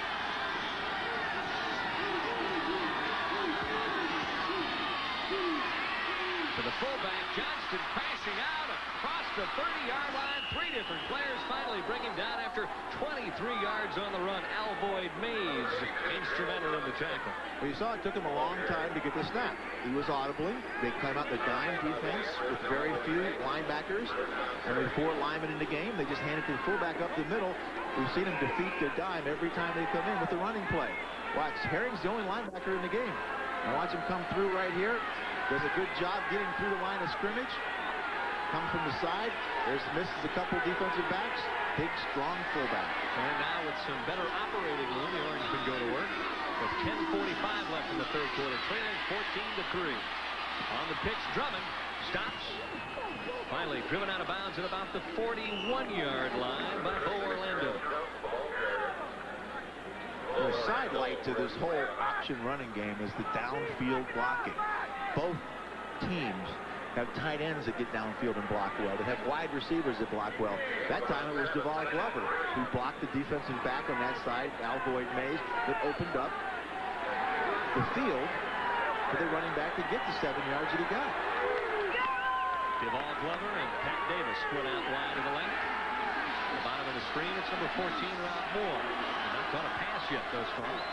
The leading receiver for Syracuse coming into this one. Hand off to the deep back, Drummond. He is swarmed under at about the 40-yard line. The man initiating the charge, Chris Parker, and also Mike Fox. Good penetration by the defensive line. You watch it, they get into the backfield on that quick trap, that quick counter.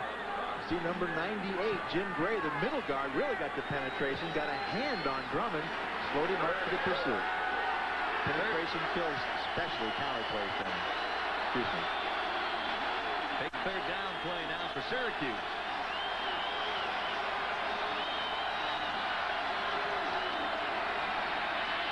Bill Cox with a quick out, and Moore brings this one in. Alvoid Mays wraps him up across the 45, but it's enough for the first down. And let's now head down to the sidelines to John Snyder and then chat about a fantasy cheerleader.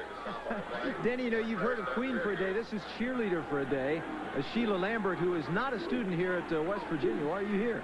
I entered a contest for the sports fantasy, and I asked to be a cheerleader for West Virginia University to cheer with my old cheerleading sponsor for her, Bobby Mormon. And this is your fantasy. Now, I've watched you tonight, and it's not really a great night out. It's kind of miserable, but you're having time of your life. Look at this. I'm loving it. Yeah, it's a great fun. The West Virginia University cheerleaders are great. Everybody down here is great. We're winning! All right, thank you very much. Well, I don't blame her. few cheers on that play because it was a terrific defensive play. Sacked at about the 45. The big question is, will they be taking her to Tempe, Arizona? That would be the ultimate fantasy for everybody in West Virginia to go to the Fiesta Bowl and play Notre Dame for the national championship. Again, penetration. Chris Parker, that time coming free on a line stunt, completely fouls up the timing of the option play. It's a counter option. The quarterback's delaying a count, and when he delayed, number 94, Chris Parker, was all over and draped on his back. Loss of 3, second down and 13, facing Todd Philcox, senior out of Norwalk, Connecticut. Good drawing screen down. Straight drop. Looks upfield. Makes the throw, and it's picked off. Uh-oh. This is all the way down the sidelines for Willie Edwards.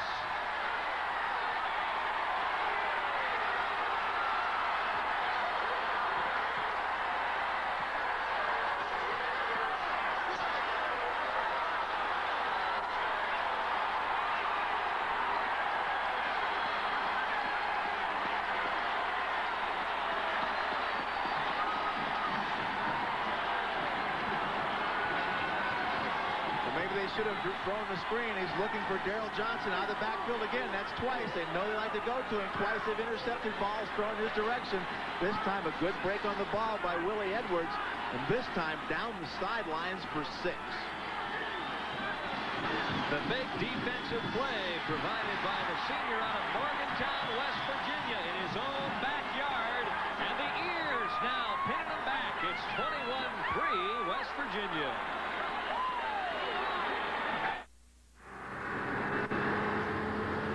The backfield, and watch Willie Edwards be aware of Daryl Johnson. Cut right in front of Johnson, come up with a tip ball, and you can hear Bino Cook cheering, stay in bounds and get in the end zone all the way down the sideline for Willie Edwards. I don't even think Bino could have caught him from behind.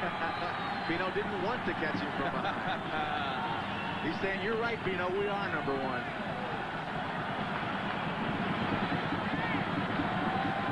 The final 32-31 in a thriller at the Carrier Dome. The Mountaineers right now threatening to take care of Syracuse here early in the second half. Owens at the 12. To about the 22, and he is met solidly there, making it across to about the 27. There's Willie Edwards, and no bigger interception in his career. 5'8", 186-pound senior. That's his second interception of the season. He has the team lead in passes broken up. And you can see why the ball sort of bounced off his hands, but that time it bounced right back into them in a very opportune situation going right down the sideline. Practicing his own tip drill, and I wonder if some of these West Virginia fans are starting to make some travel arrangements. Bill Shaw in a quarterback. First time we've seen him here this evening. Has not played much since the Ohio State game. And stunted right at the line of scrimmage. Maybe a loss of about half a yard. Big play that time by Chris Parker. So Dick McPherson right now pulling out all the stops because of the 5 turnovers. And talk about Bill Shaw coming in that Ohio State game. That's the only game that Syracuse has lost in 2 years. And it was because Philcox had a bad game. Well, he's having a poor game, and you have to wonder what the thumb had to do with it. Talking to McPherson last night, Dick McPherson, it was worse this week than it ever had been all season long.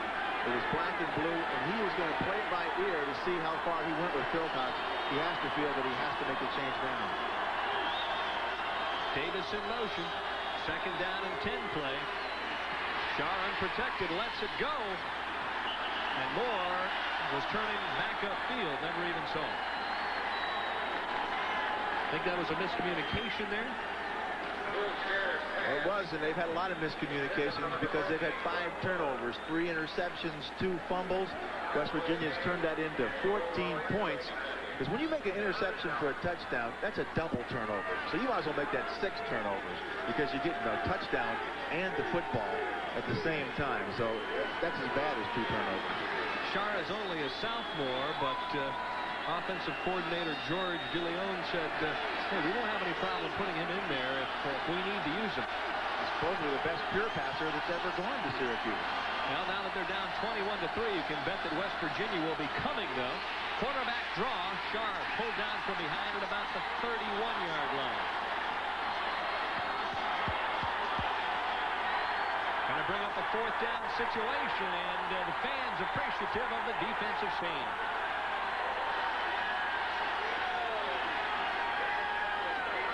They anticipated the big blitz, too, hoping that they could split the blitz with a quarterback draw, and everybody else running away with their defensive coverage. Shar just doesn't have the McPherson feet to do that. The Don McPherson feet. Gardner bobbles it. Now he's going to get the kick away. What a play that was. Grannis Bell had come up after he watched the fumble. This one's going to roll inside the 20. And what a miraculous play by Cooper Gardner, who also looks like he's injured.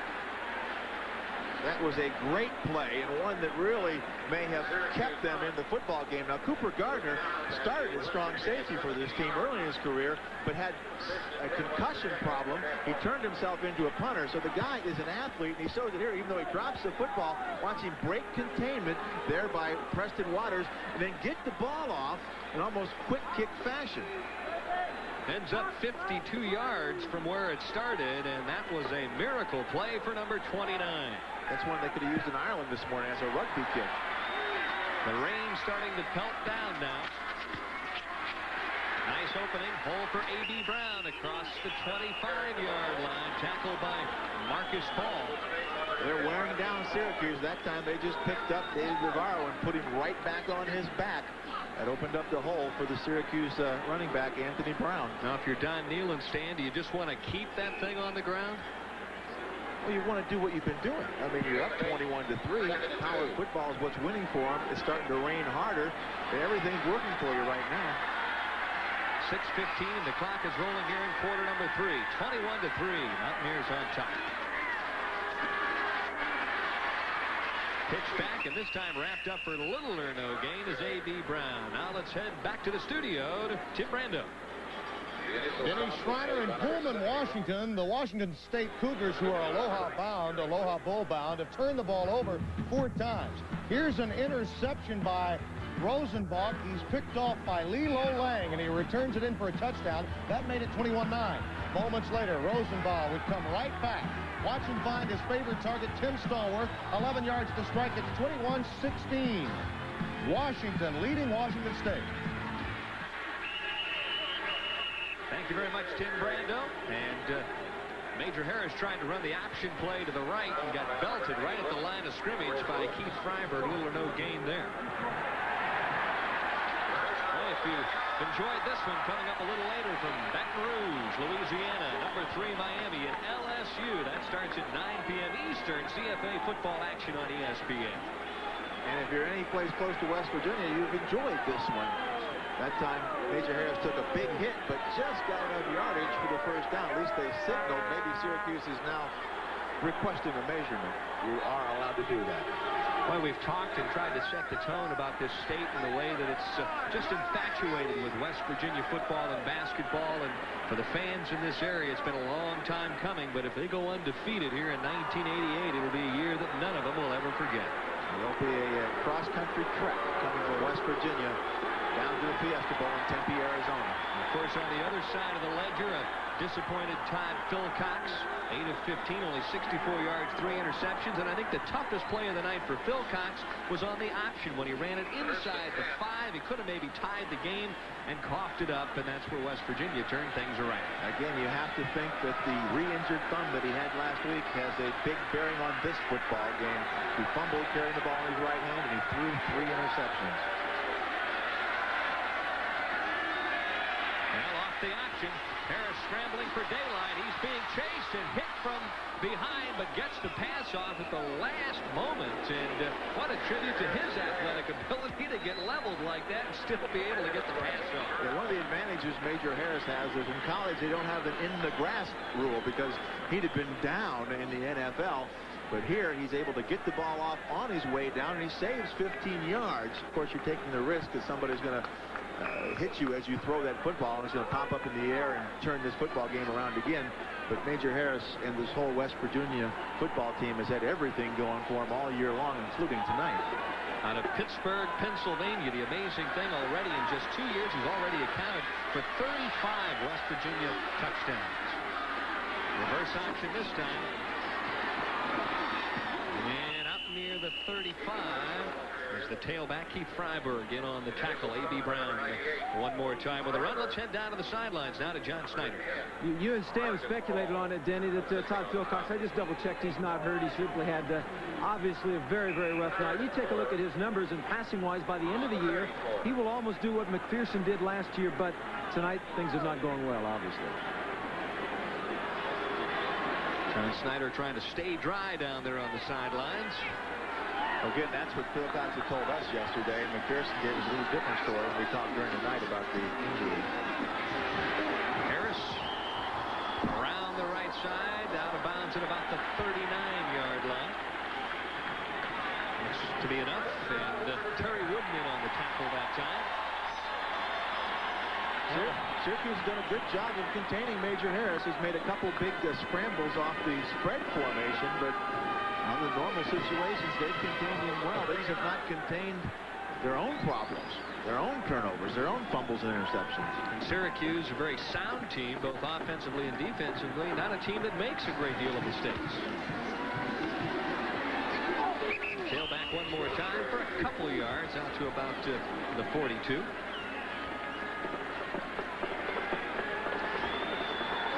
Talked about the great fanfare here in Morgantown, West Virginia. Well, let's take a look at some of the crowds that they've had this year. Boy, look at the Penn State, 68,811, but right behind that one, better than 65,000 on hand here tonight.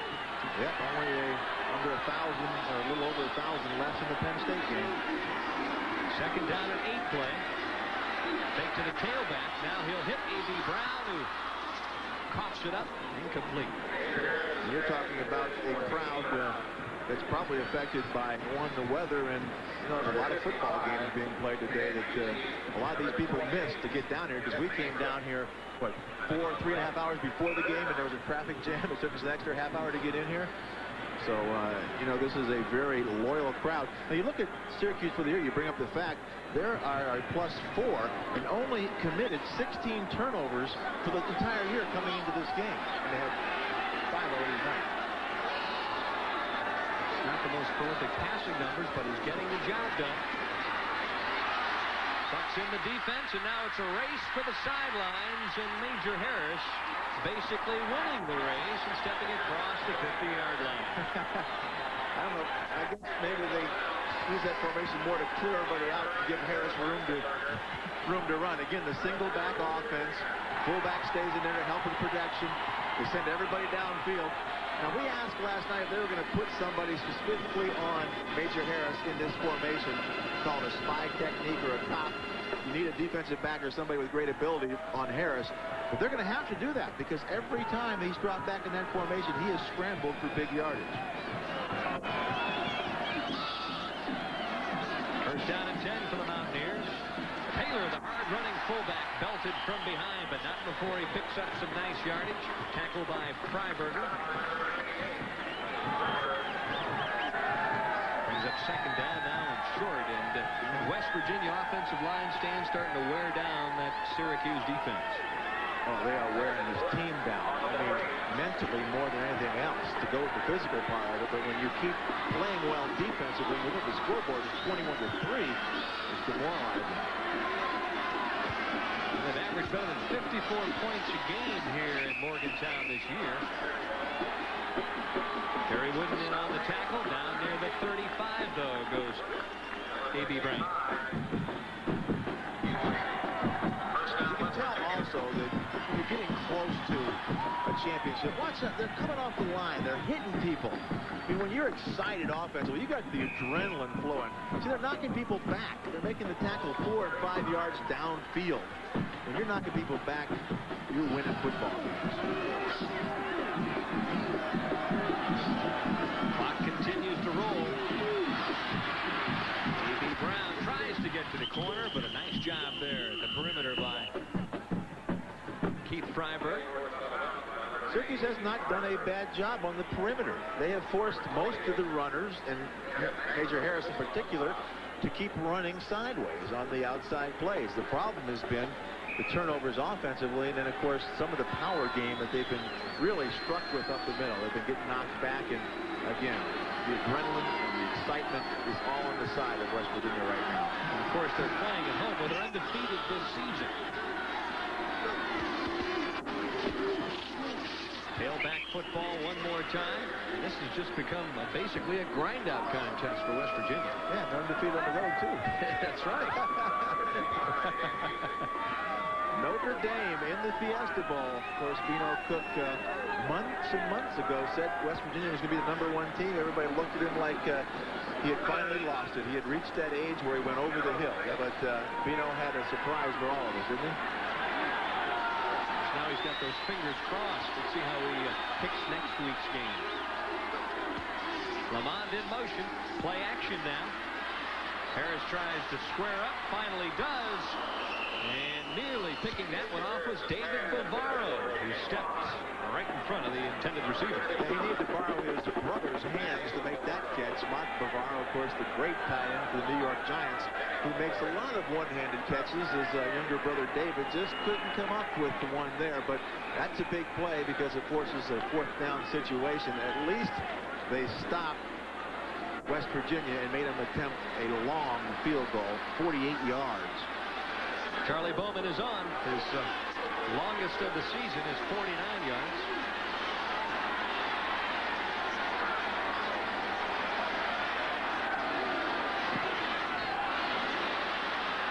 Looked like he slipped on the attempt. It was heading for the crossbar, but not enough gas. 59 seconds left here at quarter number 3. It's West Virginia 21, Syracuse 3.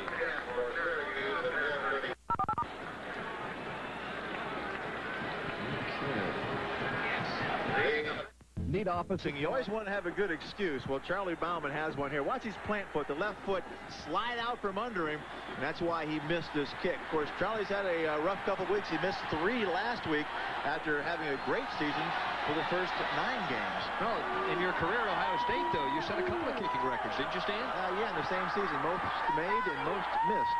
Point after attempt. So, well, it happens. The Orangemen need something to happen here in a big hurry.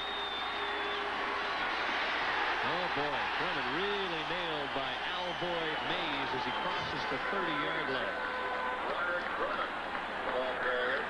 Mountaineers just fly into the football now. And they are winning this game on defense. I mean, we come in here with one of those high-powered offenses in the country, ranked 2nd in points at 44 points a game. Ranked 6th in total yardage per game. Yet their defense is winning this football game. And that's not surprising because defense usually wins big football games. On the season, that defense giving up less than 17 points a game. Davis in motion. Char back to throw. Has time. Hits Johnston out of the backfield. And he is hit hard there by Preston Waters. As quarter number 3 here at Mountaineer Field comes to a close, and better than 65,000 now have just 15 more minutes to wait for an undefeated season. It's West Virginia 21 and Syracuse 3.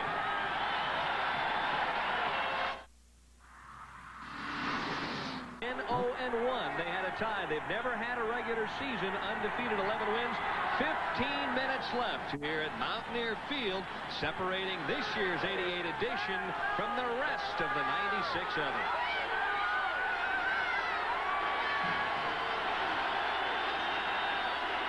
Third down and 4. Davis in slow motion.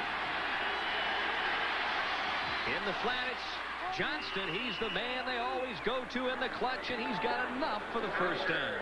But it looks like we may have a penalty flag in the holding area against Syracuse as they continue. There it is to self-destruct. If it's not turnovers, it's penalties on key 3rd down plays. McPherson lamenting.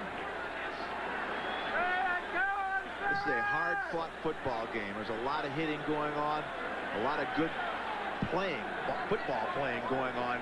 It's just the turnovers have been the difference in the football game, and now it's starting to be a change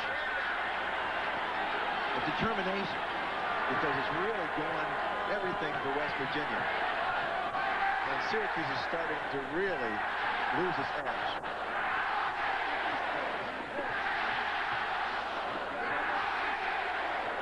Take a look at that, Denny. Misery index, 5 turnovers. They haven't allowed a sack, but you have 5 turnovers. Sacks are unimportant. Drop passes, 2. 7 penalties for 40 yards. So your turnovers and penalties, that's the difference in this football game. 3rd down and 14, but the Oranges have any hope of pulling out this one late. They're going to have to get something started right here. Looked like the receiver moved upfield. Sacked is Shar, and the penalty flags flew. And now you can add 1 sack to the misery index. Yeah, now they're going to have to punt from their own 5-yard line, which means West Virginia's going to get great field position and a chance to close it out. Illegal motion on the offense. The penalty is declined. 4th down. See what the score is right now, Denny, 21-3. Well, 14 directly from turnovers, plus Syracuse lost 7 when they fumbled inside the 5. So that's 21 points on turnovers almost directly. Syracuse will have to punt it away. Number 1, Brandis Bell, stands back at about his 40-yard line. Excellent kick. High hanger. Bell takes the fair catch right at the 40-yard line. 46-yard punt with 14:03 left in this one. It's 21-3. West Virginia looking for an 11-0 record. They're up 21-3 lead.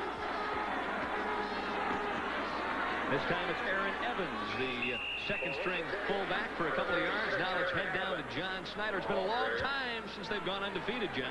Indeed it has, Denny. With me is Steve Thomas, a longtime West Virginia fan, and a lot of other West Virginia fans back here. People in this state have waited many, many years for something like this, haven't they? Exactly. About 90-some years, exactly. How you feel about it? You've been coming to games since the mid-50s. This means no. Well, we lost the microphone. We'll check back in with John here in a moment. Slipping to the turf. Incomplete pass. Andrew Johnson, the intended receiver, will bring up now 3rd down and 8. We told you the weather was going to affect this game. Well, you could say that some of these fans are so excited they're speechless. That's right. Fantasy cheerleader. It's quite a fantasy for, again, for everybody in this stadium, for Don Nehlen, for West Virginia football. Again, this is the whole state rallies around. They have no pro teams. This is their major college. This is their pro team. Harris with a straight drop. Oh, has a man wide open. And it's the backup tight end, Adrian Moss. You know, it's funny. We talked to Don Nehlen before this game yesterday, and we asked him, Don, 9 years ago when you came here, did you think that you could contend for a national championship and go undefeated? Are you kidding? We just try to find some football players who can be competitive. That's all they wanted to do was to compete, and you look at the progress he's made over his career here. Now he's got this school vying for a national championship. Look at those yardage in the second half. They're just wearing down Syracuse. Andrew Johnson has his feet clipped right out from underneath him by number 55, Dan Busey. And with 12:56 and the clock rolling, West Virginia is in good shape. And we've got some updated scores.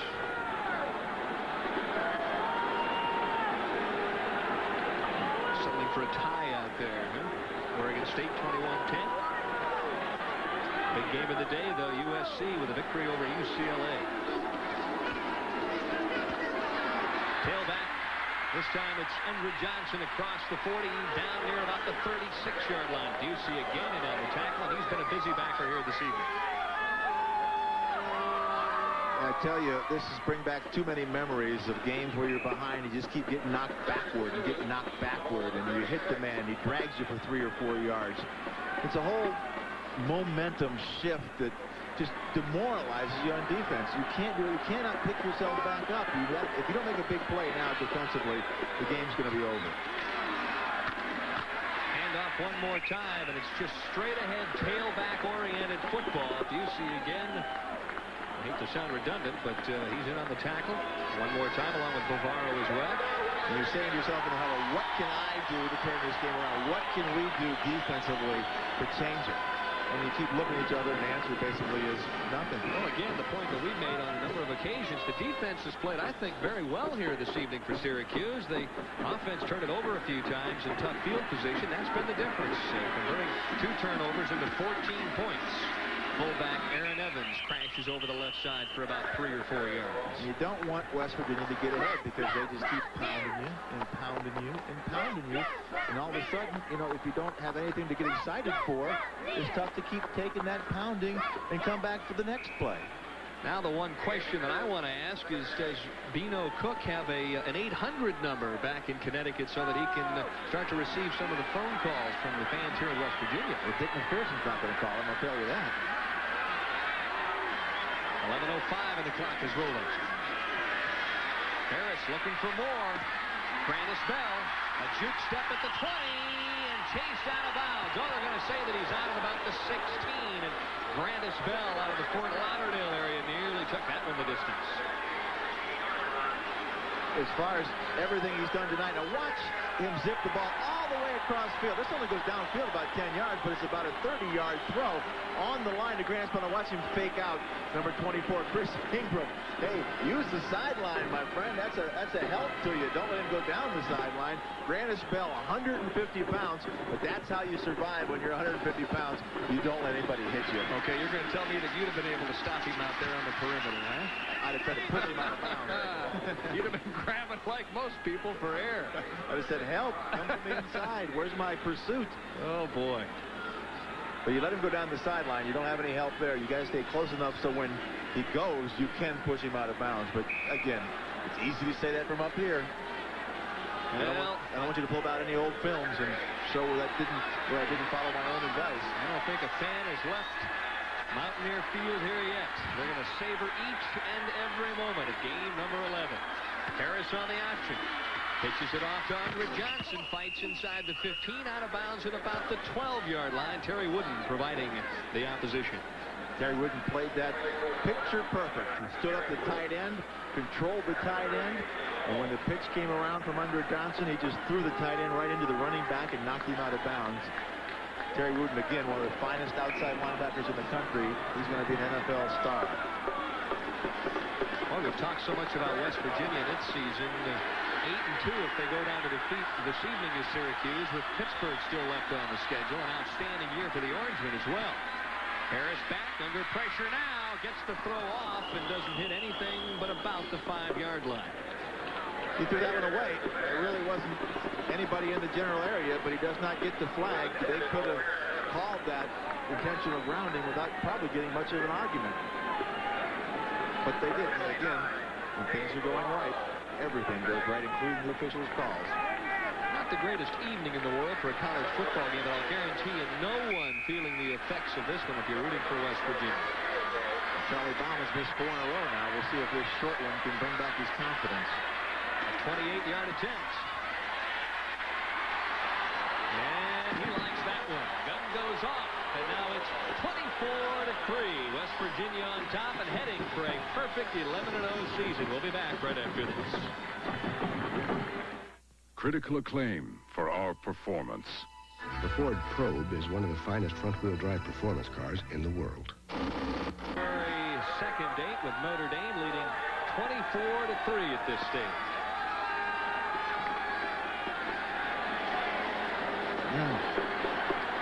Orange juice for sure, Mountaineer style. They're squeezing the orange of Syracuse. They've squeezed the ball away from them 5 times, and again, I don't know how many times we can say it. That's the difference in this football game. What a great rivalry, though, these two teams through the years since 1945. And Syracuse leads the rivalry 21-14. Obviously, they're going to lose one here this evening, unless something major happens in the last 10 minutes. But last year, West Virginia tried to spoil that undefeated season and couldn't quite pull it off. Good kick, and Walker takes it on the run at the 12. It's a couple of blocks and then gets belted at the 27-yard line. Really, we thought this was going to be an offensive football game, but the turning point, Stan, came very early, or I should say late in the first quarter. Yeah, about 25 seconds left. 7-0. West Virginia at this point. Todd Philcox down the line option. Now they don't play Philcox. They let him go to the inside. He takes the gap, Goes down inside the 5, down 2, out to 1. But watch number 22, Bo Orlando, throw his 173 pounds into Phil Cox, separate the ball from him. And that's the type of effort that's winning football. 173 pounds of inspiration, Bo Orlando, and that's the turning point. McPherson goes back with the senior Phil Cox here for the closing moments in this one. Counter play handoff. And Owens gets a little room and then has finally stood straight up at about the 37-yard line. Now let's head down to John Schneider, who's going to discuss security here at Mountaineer Field. Well, Denny, as you know, with 9:45 to go, Syracuse, but West Virginia officials are about the end of the game. In the past here, the fans have stormed onto the field and torn down the goalposts, and behind me you see some of the patrolmen. A security force tonight of nearly 150 state patrolmen, and normally force is 34 or 40. They want to keep the people off the field when it's over. Phil Cox looks downfield and then swings it out, and it's been that kind of an evening for the Orangemen of Syracuse. Heck, I think when you win your first Lambert Trophy in 97 years, your first undefeated season, yeah, there was one tie in that undefeated season, that you deserve to let them run on the field and have a good time. I've been a part of fans running on the field both when we've won and when we've lost, and I always felt it was part of football. That was part of being a football fan, is getting able to enjoy your victories, whether it disrupted some other team or not. That's just part of it. When you get beat, you take it like a man. Split backs for Phil Cox. Twin set to the right side. 3rd down and 4.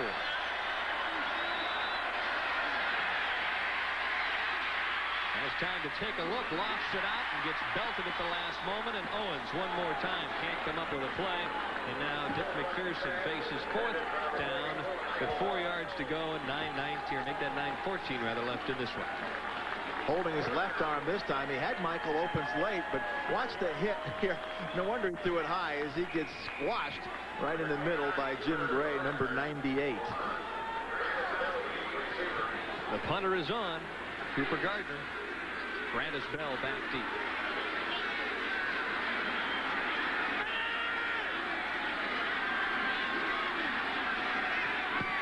Low snap, but a beautiful kick. Oh my, all the way into the end zone, over the top of number 1. 66-yard punt, but it's probably too little too late for Syracuse. 24-3, West Virginia on top.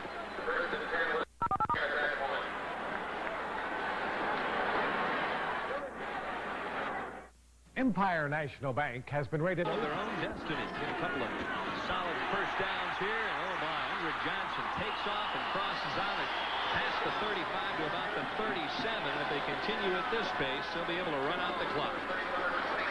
Well, they're running out Syracuse, that's for sure, because they're just knocking them back. There's Todd Philcox, fifth-year senior, getting his first chance to play, and it's a disappointing end of the regular season. But they do obviously have the bowl game left. Watch this blocking.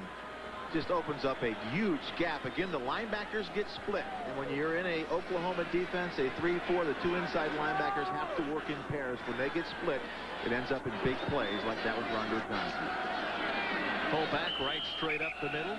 Well, we've talked consistently tonight about West Virginia playing Notre Dame in the Fiesta Bowl. Syracuse will be heading to the Hall of Fame Bowl to play either Auburn or LSU. So they have one more opportunity to erase this disappointment. But you know, you talk about the 2 inside linebackers getting split. One of the reasons is they've had problems at the nose guard.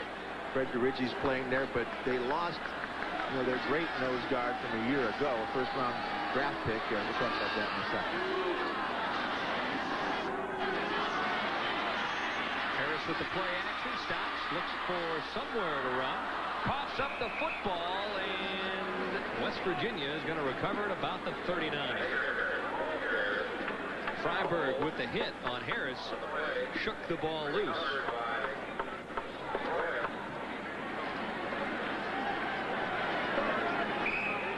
Well, he scrambles around, and the one thing you don't want to do is make a mistake and allow somebody back in the football game who's holding it like the proverbial loaf of bread. I know it's a cliche, but that's what it looks like. The ball pops out. Luckily, again, everything going right for West Virginia. Here's the 3 wide receiver offense down in the stretch. 3rd and 7. Trying to provide some pressure. Downfield it goes, and pulling it in is Calvin Phillips. That ball was right on the money I was getting ready for Notre Dame, I would use this formation time and time again. Watch the throw to his left, the tough throw on the sideline. He hits him right on stride as he's going out. Calvin Phillips right. I mean, could you ask it for any better than that as you're going out of bounds? Give me the ball, let me run out of bounds. That's a safety on a wide receiver. Marcus Paul, that's a tough matchup. You should win that if you can give him time to throw. The dreams of a perfect season could soon be a reality. Pull back one more time up the middle. We've talked about Notre Dame. Do you suspect that perhaps Lou Holtz and company watching this one this evening on ESPN? I'm sure there's a lot of people. Dick McPherson talked about that last night. He says, from everybody in college football that gets to play in the afternoon, ESPN has become their network because that's the games they get to see, the ones that are played here. On our night games and our late afternoon games are the ones they get to see. I'm sure there's a lot of Notre Damers watching this football game while thinking about USC.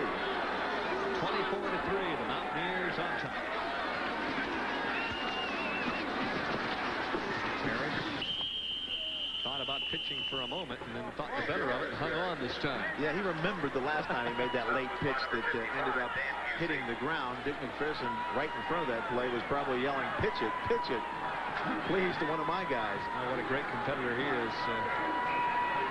Last night we had a long chat with him and very philosophical about Syracuse and where the program is right now. And he said, I'm not going to be happy until we're an 8, 9, 10-game winning team every year through like the early 90s. Quiet yardage by Major Harris. And a drop back and look downfield. On the crossing pattern, it's the tight end. Wins heading for the end zone. Bumped out of bounds at the 1.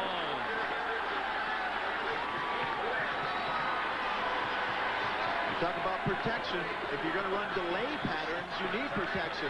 Watch Harris just set back up. The tight end is just delaying at the line of scrimmage, just setting there, waiting. Now, you see him at the right-hand side of your screen as he comes across real late over the middle. He is delayed. Nobody picks him up. They forget about him when he blocks. He takes the ball, looks around, and says, geez, where's the defense? Then he sees that red pylon. He's just trying to get to that pylon, but Terry Wooten, who is not quit, goes all the way across the field to knock Wynn out of bounds at the 1. Mountaineers trying to put the finishing touches on this drive. And up over the top, it's Andre Johnson. And this one is pretty much all said and done.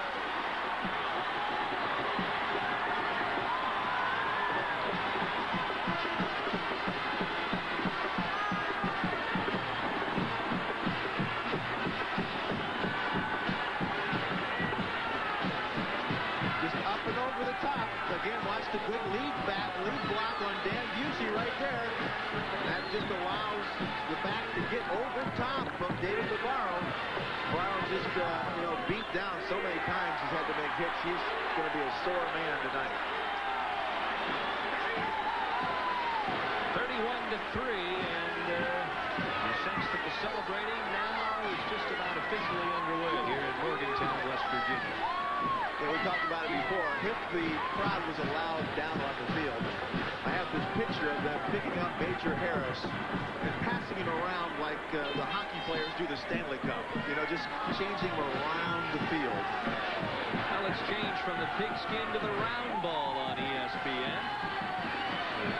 Big Apple NIT, those are the winners from last night. Xavier will play Missouri, Wyoming, and Syracuse. That'll be a heck of a game there. Outstanding hoops action on ESPN coming up. Semifinals, game 1 and 2 at 7 and 9 live on Wednesday evening. And of course, topping it all off from Madison Square Garden, the championship game. Great basketball games last night. We talked about don't celebrate too early here. LaSalle almost celebrated a little bit early last night against Louisville when they had them 6-7 points down with a few minutes left in the game, and they were lucky to get away, fortunate to get away with the victory after Louisville had tied up that basketball game. Xavier moving on there. But I don't think it's too early to celebrate now for West Virginia. No, I think you might be right. I think they can go ahead and high-five it to death. Corks on the champagne starting to pop all over Morgantown. Walker from the 5. Nice move across the 30. He's got some running room. Finally wrapped up just shy of midfield. Heck of an effort that time by Walker. we talked to the special teams coach a little bit last night, and they were concerned because last week they'd given up a 92-yard touchdown run. You see. What is it, a heat wave? Yeah, I tell you what, that shows he's been putting out the effort, hasn't he? As the heat escaping through the top of his head into this cool air down here in West Virginia, creating a little steam off the head of Grantis Bell. That's right. He's used to that warm weather down there in Florida. It could be 25 below zero right now, and it wouldn't make any difference here. Time to pull out all the stops. Maybe come up with a big play. Toughest time of the game for a quarterback because everybody's loading up. Moore gets behind the secondary and just can't quite get to the football. He was behind the secondary.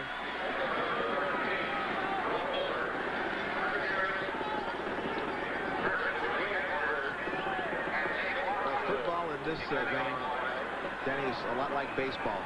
You look at the dugouts, you look at the bench, you don't need a scoreboard. They'll tell you who's winning and losing in the football or baseball game. Well, in your illustrious career at Ohio State, you went undefeated one year, but you had some other tough ones. Twice we lost the national championship in the last game, went undefeated once to Jim Plunkett at Stanford, and once to Bo Schembechler in Michigan in his first year up there.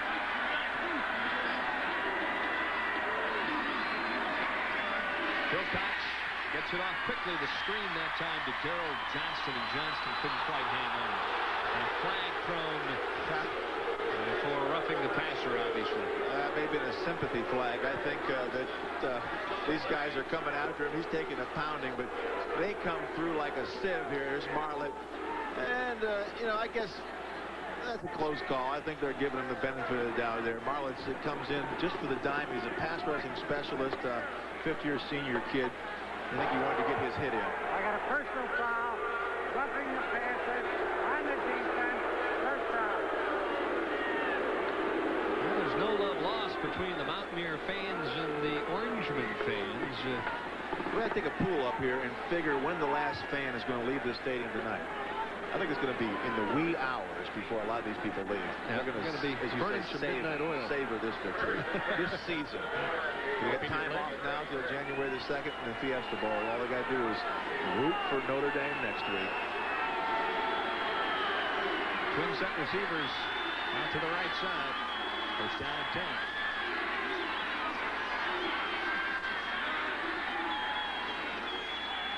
Mountaineers show blitz.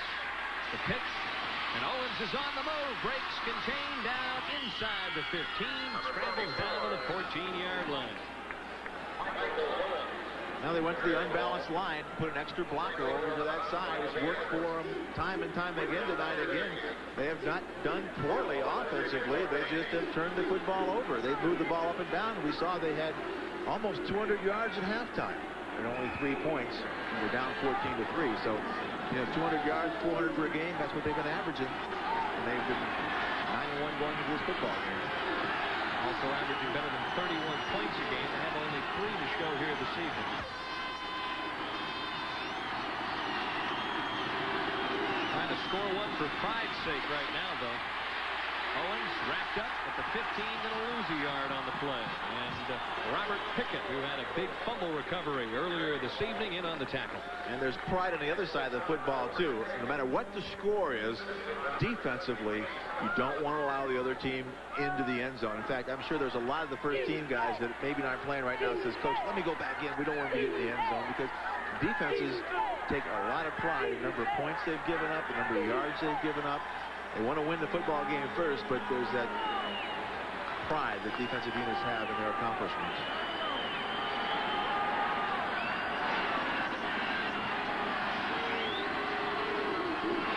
Davis in motion.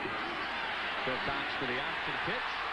Up to force the play is number 47, Willie Edwards, who also had an interception return for a touchdown this evening, and he's had a big night as well.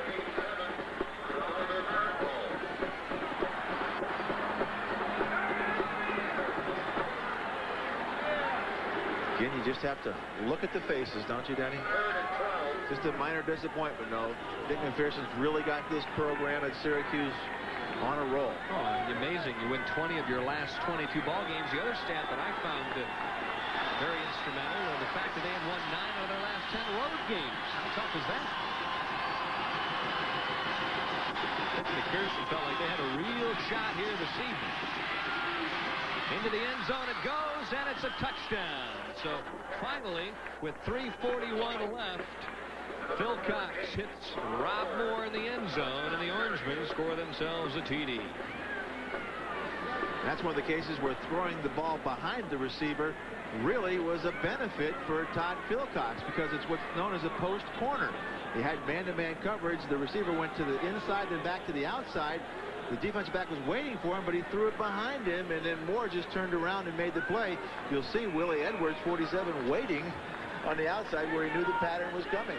You do a lot of film study. You know, down deep, a lot of teams like to use post corner to score on. So he was waiting there for it, and the guy just stopped on him, and Philcox threw the ball for a touchdown. Now they're going for 2. 7 times teams have tried to go for 2 on West Virginia this year. 3 have been successful. Trying to get back to the 500 mark. The receiver is open, but it's batted away, and no flag is thrown. So it's an incomplete pass in the end zone.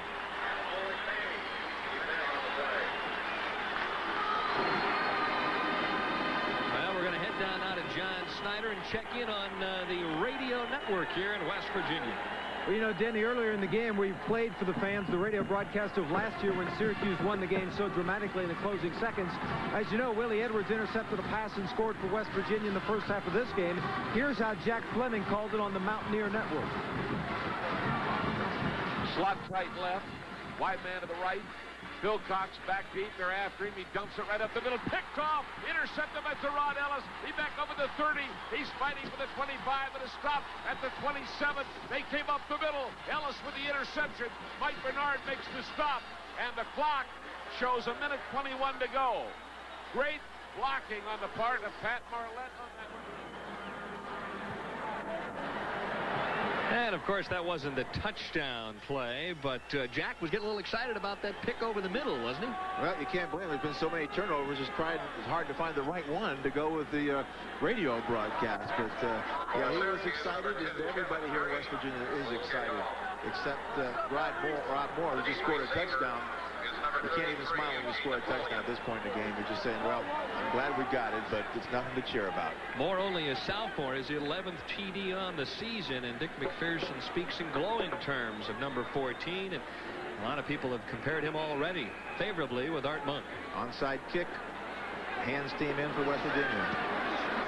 And give it a try. It's drilled to Keith Wynn, who had a big reception just a while ago to set up the final score thus far for West Virginia. Up next on ESPN, number 3 Miami versus the LSU Tigers, ranked 11th in the country. Bob Carpenter and Kevin Kiley down in Baton Rouge, Louisiana, to finish up what's been an unbelievable showdown Saturday on ESPN. Well, do you think Nealon started to relax a little bit at this point, Stan? Yeah, I think a few minutes ago he let up and knew that he had that 11th win, that undefeated season, something he's never had in his 30 years of coaching, had in his hip pocket. Now he just wants to go out and add the crown jewel to this season, which would be a Fiesta Bowl victory. 12 start on the offense. 1st and 15. All right, now let me put you on the spot a little bit. What about matching up against Notre Dame? You've seen the Fighting Irish on numerous occasions this year. I think it's going to be a great matchup. Tony Rice is a very similar type quarterback to Major Harris, although Major Harris throws the ball better. Both have outstanding defenses. I think it's going to be a great football game. If they open it up a little bit for West Virginia, they'll give Notre Dame all they can handle. Brandon Bell is in motion. A pitch to Andrew Johnson, who scored his last carry. The new quarterback now for West Virginia as well, Greg Jones.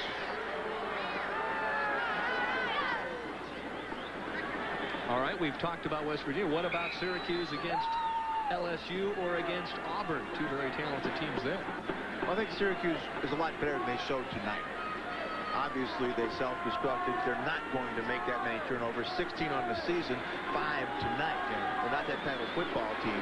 I expect them to come back strong in their bowl appearance.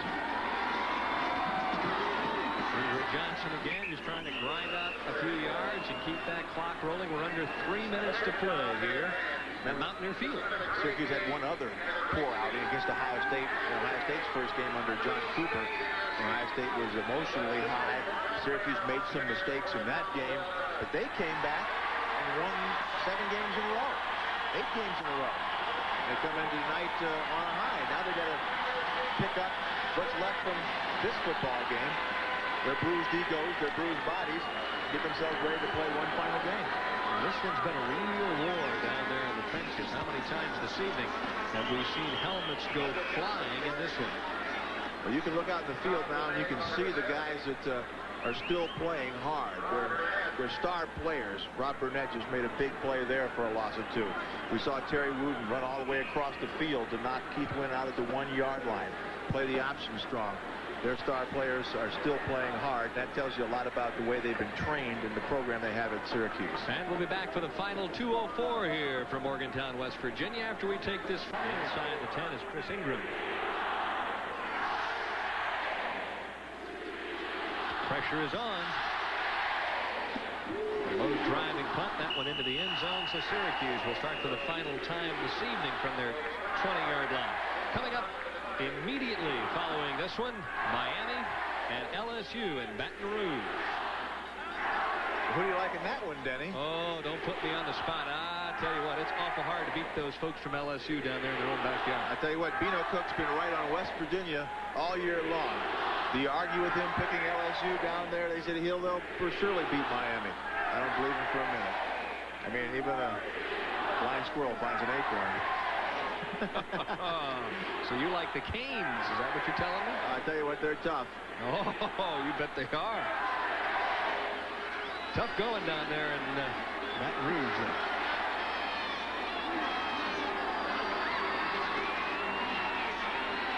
Takes the draw over the middle, and Davis is wide open. And he is a train to pull down at the 45.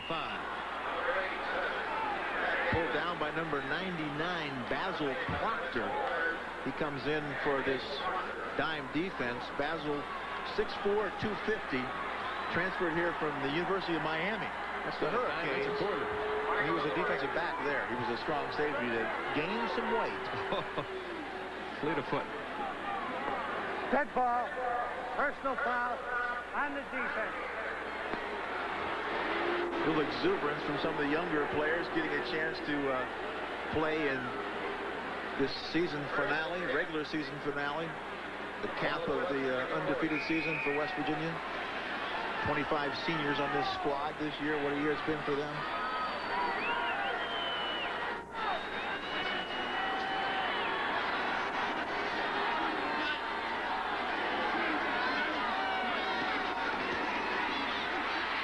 Wilcox under pressure, steps up, lets it go, crossing pattern, and it's caught there by Devall Glover.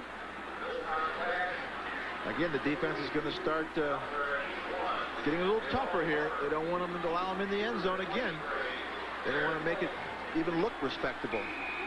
Got to give Syracuse a lot of credit. They're in there doing everything they possibly can until the final tick of the clock, and that's where Dick McPherson has taught his troops through the years. Over the middle, this one's picked off by Chris Herring. Herring finally bounced out of bounds across the 30-yard line, and that should just about set things up here for Don Nealon and company.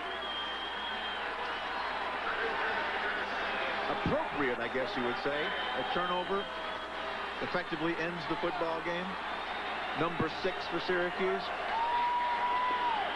Syracuse with half as many turnovers tonight as they've had all season long. Kind of a nightmare for them. And they're living that nightmare right now. It's going to be a long trip back to New York. Long bus ride to the airplane. A long flight. I tell you what, it's not going to be a fun couple weeks preparing for that football game, although Dick McPherson said the one thing he wants to do is take his team down to Tampa and have a good time, a reward for his players. Great thing about college football, though, is you can always come back next week, right? Well, luckily they're going to a bowl game and are able to do that. Yeah, you don't always get that opportunity into the season. There's a lot of seniors playing their last game. Under a minute to go here now.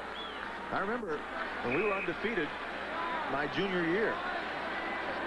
We beat Michigan the last game of the year. We were both undefeated at that point, and we won. We got to the Rose Bowl. Great season for us. We went into the MacArthur Bowl, but we lose to Stanford, and Jim Plunkett ruined the whole season. And you got to wait all year to come back. You don't remember it as an undefeated season. Johnson continues to grind out the yardage, and probably his effort personifies West Virginia football. Not a starter, but a guy who has really contributed throughout his career. Yeah, he's probably gotten enough yardage to go up to number 3 all time here at West Virginia.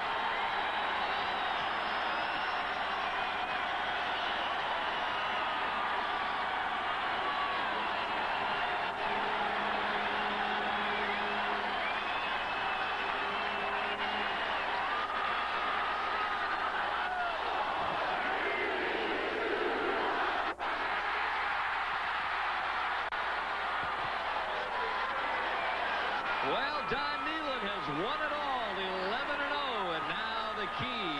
Can Miami beat LSU in Baton Rouge? You'll have to wait to find out. That's coming up next on ESPN. So long, everyone, from Morgantown.